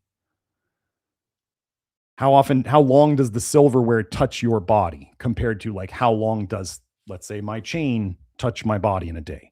There's a huge difference. Okay. So we're going to worry about the things that are time and heavy inputs. Okay. And then when you're not nickel toxic anymore, you won't be as nickel toxic. But if you don't have that in your mind and you decide to become a hypochondriac and paranoid about nickel forever in your life, that's going to be a choice you make. I'm not trying to ever go high nickel again, but I also don't want to have to worry, like, if I'm somewhere and I decide I want to have a chocolate chip cookie, I'm not going to be like, oh my God, chocolate is crazy with nickel. No, I want to get to the point where I'm good enough that I could do that. Should I choose to? I might never choose to. I might be like, chocolate's never been worth it. Okay, I'll eat something else. So, but the goal is to make you healthy and resilient so you could choose it if you want. Okay. Let me just say, Hamza's saying, how many carbs a day for nickel detox to happen? Hamza, you ask questions like this all the time. I have no idea. No one has that number. But if somebody's doing a muscle meat carnivore diet, that's not going to be enough. If somebody's doing like low carb, whatever that means, that's not going to be enough. They're just not going to get very far. This is exactly why, you know how you guys have said, I've said it in the past, muscle meat carnivore, I don't think they're detoxing much because they don't get carbs and they don't get fiber, which keeps the bifidobacteria running. Okay. And this was why in the past I said, when they quit that diet, their health problems come back. Like, they never left. They don't do all muscle meat carnivore and then go back to eating normal, and then they're better and they can eat all these things. And I also believe that Kelsey and I both believe this, and your sugar cravings, actually, Kelsey has some research she found that, so ladies especially, but guys too, your sugar cravings may actually be one way your body's trying to protect you from the nickel toxicity. I know it sounds crazy, but there's actually research that connects these two. So your body's reaction may have been a protective reaction. It's not that sugar's good for you. It's that it's a protective reaction against the nickel. So no carbs. You're not going to detox nickel. No soluble fiber. You're probably not going to detox nickel very well. And this could be why, as an example, carnivores get even less tolerant of other things as they go. And they don't usually fix the underlying things so they can leave that diet and then be fixed. We want people who, you know, I want you to be so healthy and resilient that you can go eat what you want on occasion. You may pay the price. Hopefully you've learned a lesson. You go, I can't eat this every day or I'm going to be sick. and you can feel it in your body, but you could still choose to do it if you want. Like I could go, I want to be to the point where I'm healthy enough. I could say, I want to go run a marathon. Okay, I train for a couple months, 3 months, and I go run a marathon. Okay, cool. Can I do it? Yes. Is it good for me? Probably not. But I could do it if I wanted to. I want to be that healthy that I could choose to do unhealthy things. But choosing to do unhealthy things all the time will make you unhealthy. You got to get healthy first and then choose to do the unhealthy things. Because we see too many people, kids start out healthy, right? And then they do lots of unhealthy things and then they become unhealthy adults. My son saw me running, doing agility stuff from Judd Leanhard the other day. And he said, my son literally said this to his 50-year-old dad. He said, Dad, you looked like almost like a high school kid out there I was doing like the line touching drill. And as I was doing it, I was like, I feel fast. And I was amazed. I was impressing myself. And I was like, we're really onto something here. So, and that's without TRT, like all the other influencers on the internet pushing all this crap. So, okay, Joe, let's run it. Let's run the links. So you are probably here watching this on YouTube at Nutrition Detective here on YouTube. This is where you can find all of our stuff under the lives tab. You can find our live streams. That's where most of these are. You can find other videos that we've posted as videos, not live streams, under the videos tab. Sometimes we've had to censor things here. So if you want to find the next thing we should probably go to is Rumble. Rumble has all of our stuff without edits, without the missing episode 100. It has the missing episode 198 over on Rumble. We were able to save it before it got deleted here. Anyway, so that's where you can go and find that stuff. That's always up there unedited. Twitter, x.com, NutriDetect. This is where, luckily, I do have posts on Twitter daily, but I'm not hanging around there a lot. But one day God told me, go look at Twitter. And I did. And then I saw Ida and Matthew Good Texture talking about nickel. And I went and I started talking to Matthew about it. And now here we are.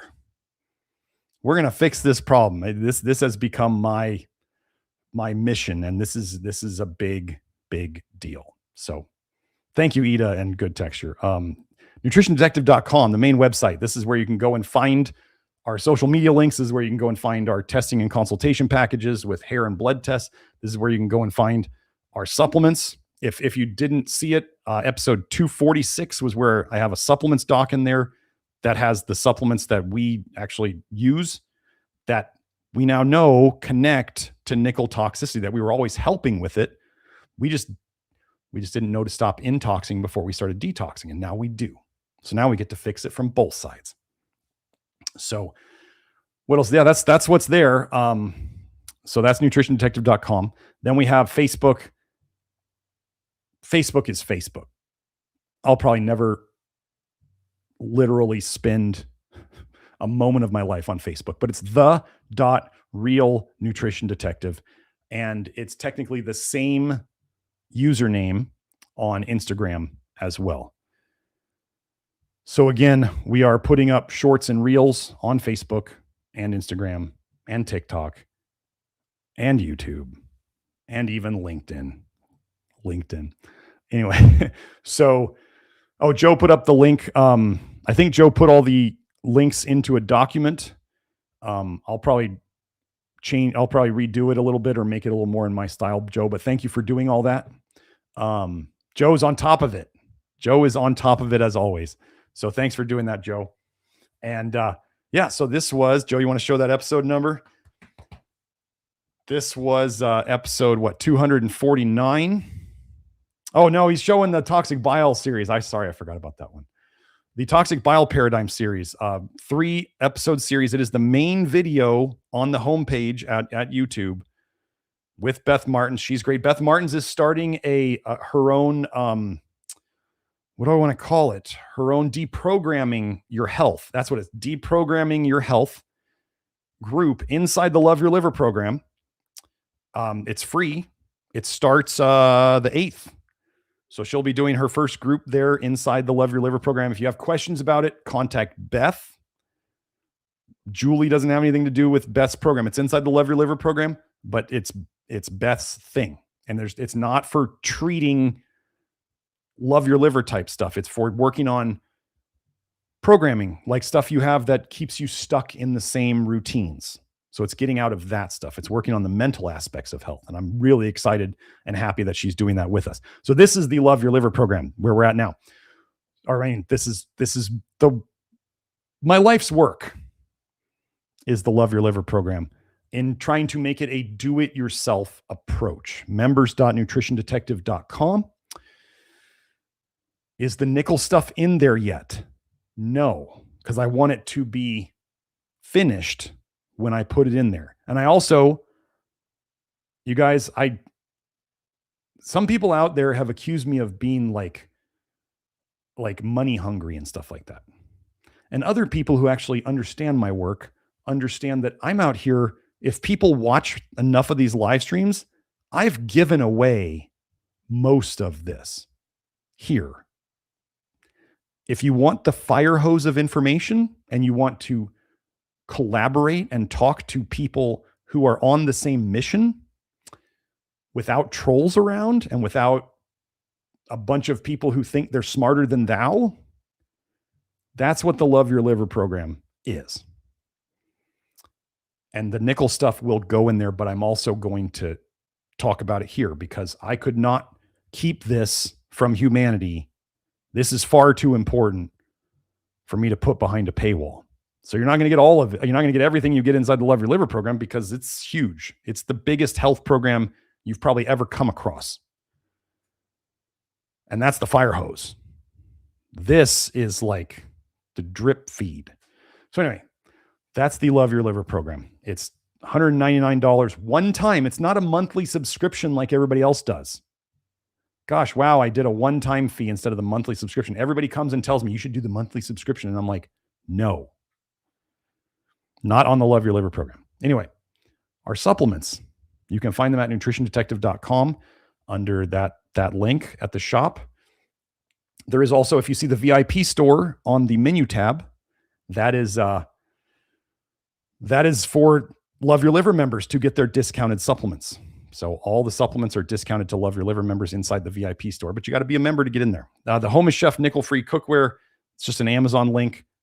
You can outfit your whole kitchen with nickel-free cookware for like $170 something. So it's still inexpensive. If you want to search the studies I went over today, like when you saw me highlight those studies and, click the little yellow thing to highlight them. These are all saved on that GLASP link down there. So if you want to go and look up nickel and look at all the studies I've highlighted on nickel, you can find them in GLASP. That's how Joe was finding the links to put them up here today. I'd highlight them and then he'd find them on GLASP and then put the link to the study in the live chat. Joe's smart. Very good, Joe. Yeah. Can I jump in and say that as soon as you would highlight something with GLASP and make it yellow, and I would refresh that page, it would show up at the top and I would be able to hit the little thing to copy it. And it would even include all the highlights that you had. So in the show notes below the episode today, there'll be kind of a summary of a lot of, I don't want to call it a summary, but a listing of all the links that you shared and the highlights that were in them. Oh, wow. So that's more detailed than I usually do. I usually just put the link. So, right. So I was like saying, yeah, highlight it. Yeah. He was telling me that on Telegram. He's like, go highlight it. Then I can access it. I was make it yellow. Okay, cool. No problem. So I'm really glad to have you on Joe Baker's Remedy Report network channels today. Yeah, sorry, I forgot to mention that. Yeah, we are simulcasting, if that's the right word, on several of Joe's channels on his social media too. So if you ever need to find us somewhere else, then you can go look at those places. Or if you want to go check out Joe Baker's Remedy Report, he does his own show, and I think he has his own guests on occasion. So yeah, go check out Joe Baker's Remedy Report. And that's, you might be able to find it from his link in the comments, or his profile in the comments. I think if you click on that, at Remedy Report, right? Is that right, Joe? So yeah, we got Instagram, the .real nutrition detective. Man, I'm going to tell you, I just want to say something about Instagram. That place is evil. I swear. I go on there and there's funny stuff, and like Kelsey sends me stuff and my boy sends me stuff, and I just go on there and I feel something is bad. That place is bad. So will I still post reels there? Yeah, we're trying to help people. We got to reach people where they are, but that place, what Kelsey was, does anybody know this study? If you know this study, go find it. So what they did, Kelsey was telling me about this. They had like 3 songs. One was like a meme song that they use on all the reels on Instagram. And one was like, I don't know, it was like heavy metal or something. And one was classical music. And they did the rice test, right? Where you watch for mold to grow on rice. And in theory, since mold grows on decaying things, if something were to make stuff decay faster, it would grow mold faster. What was it? No. It was something like, it was a Cardi B song was the middle of them, the meme song and a Cardi B song. And I forget the better song. So the better song, the less bad song, whatever, not a lot of mold grew. The Cardi B song, which I would think is still pretty toxic, was like moderate. And the meme song was absolutely just destroying the rice with mold. The meme song.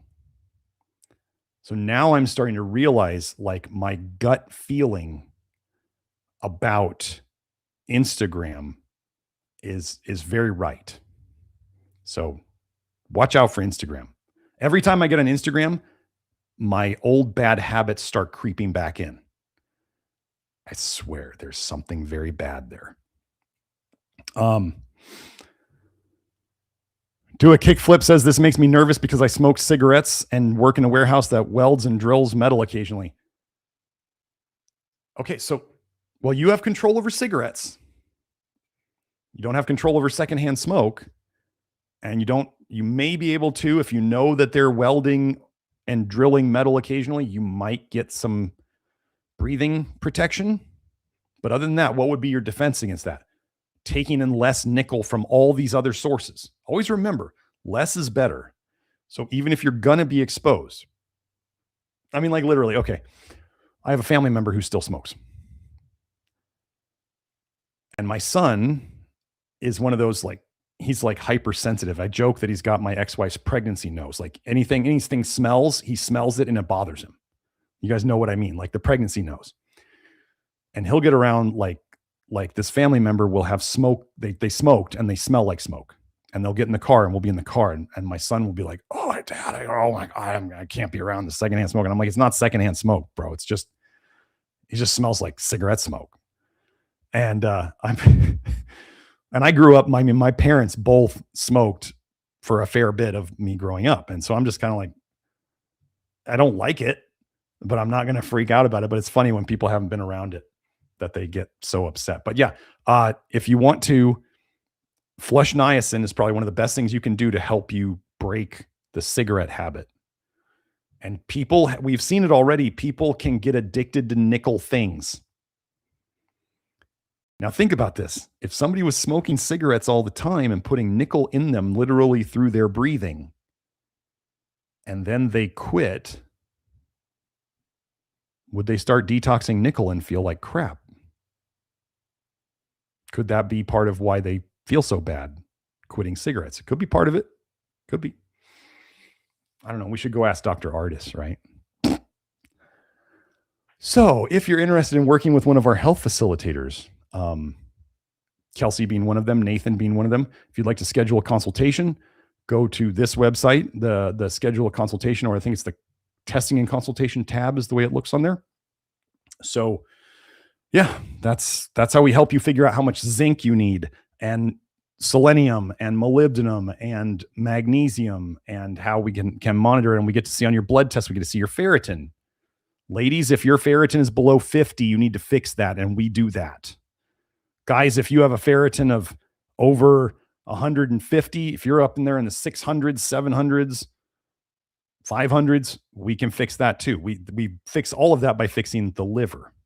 If you're on Substack, I have some posts there, Dr. Garrett Smith at .substack.com.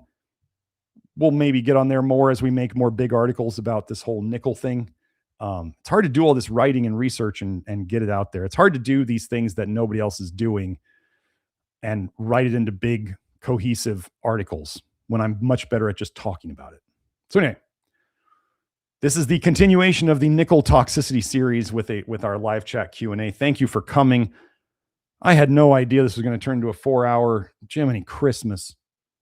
I guess I have a problem. I have a problem of trying to over deliver, and then the haters out there are gonna get mad at me. Oh, you're so greedy. Okay, cool. So that's me, Dr. Garrett Smith. I'm here to help you guys out. Wait until next week. If you haven't started the low nickel diet yet, wait until next week. And you'll know what to do so that when you go through it, you can hopefully go through it with a lot less suffering and feel better than you did before going into it. Okay. Jackie K says, we love you, Doc. I love you guys too. I wouldn't be here without it. I was a little worried about today. And then I just went, you know what? Just go and freestyle it. I told Kelsey that, and she gave me a smiley emoji. And I was like, I said, F it. I'm going to go freestyle it. And here we are. And it worked. And I went stupid long again. So, okay. You all have a wonderful day. We're going to get through this. You're going to get through this. It's going to be so much better on the other side, as you've already seen people talking about. So if you're in the middle of it right now and it sucks, I'm sorry. It will get better. You're going to be so much better on the other side. And then things will just be so much easier. So have a great week. I will see you next time. Bye now.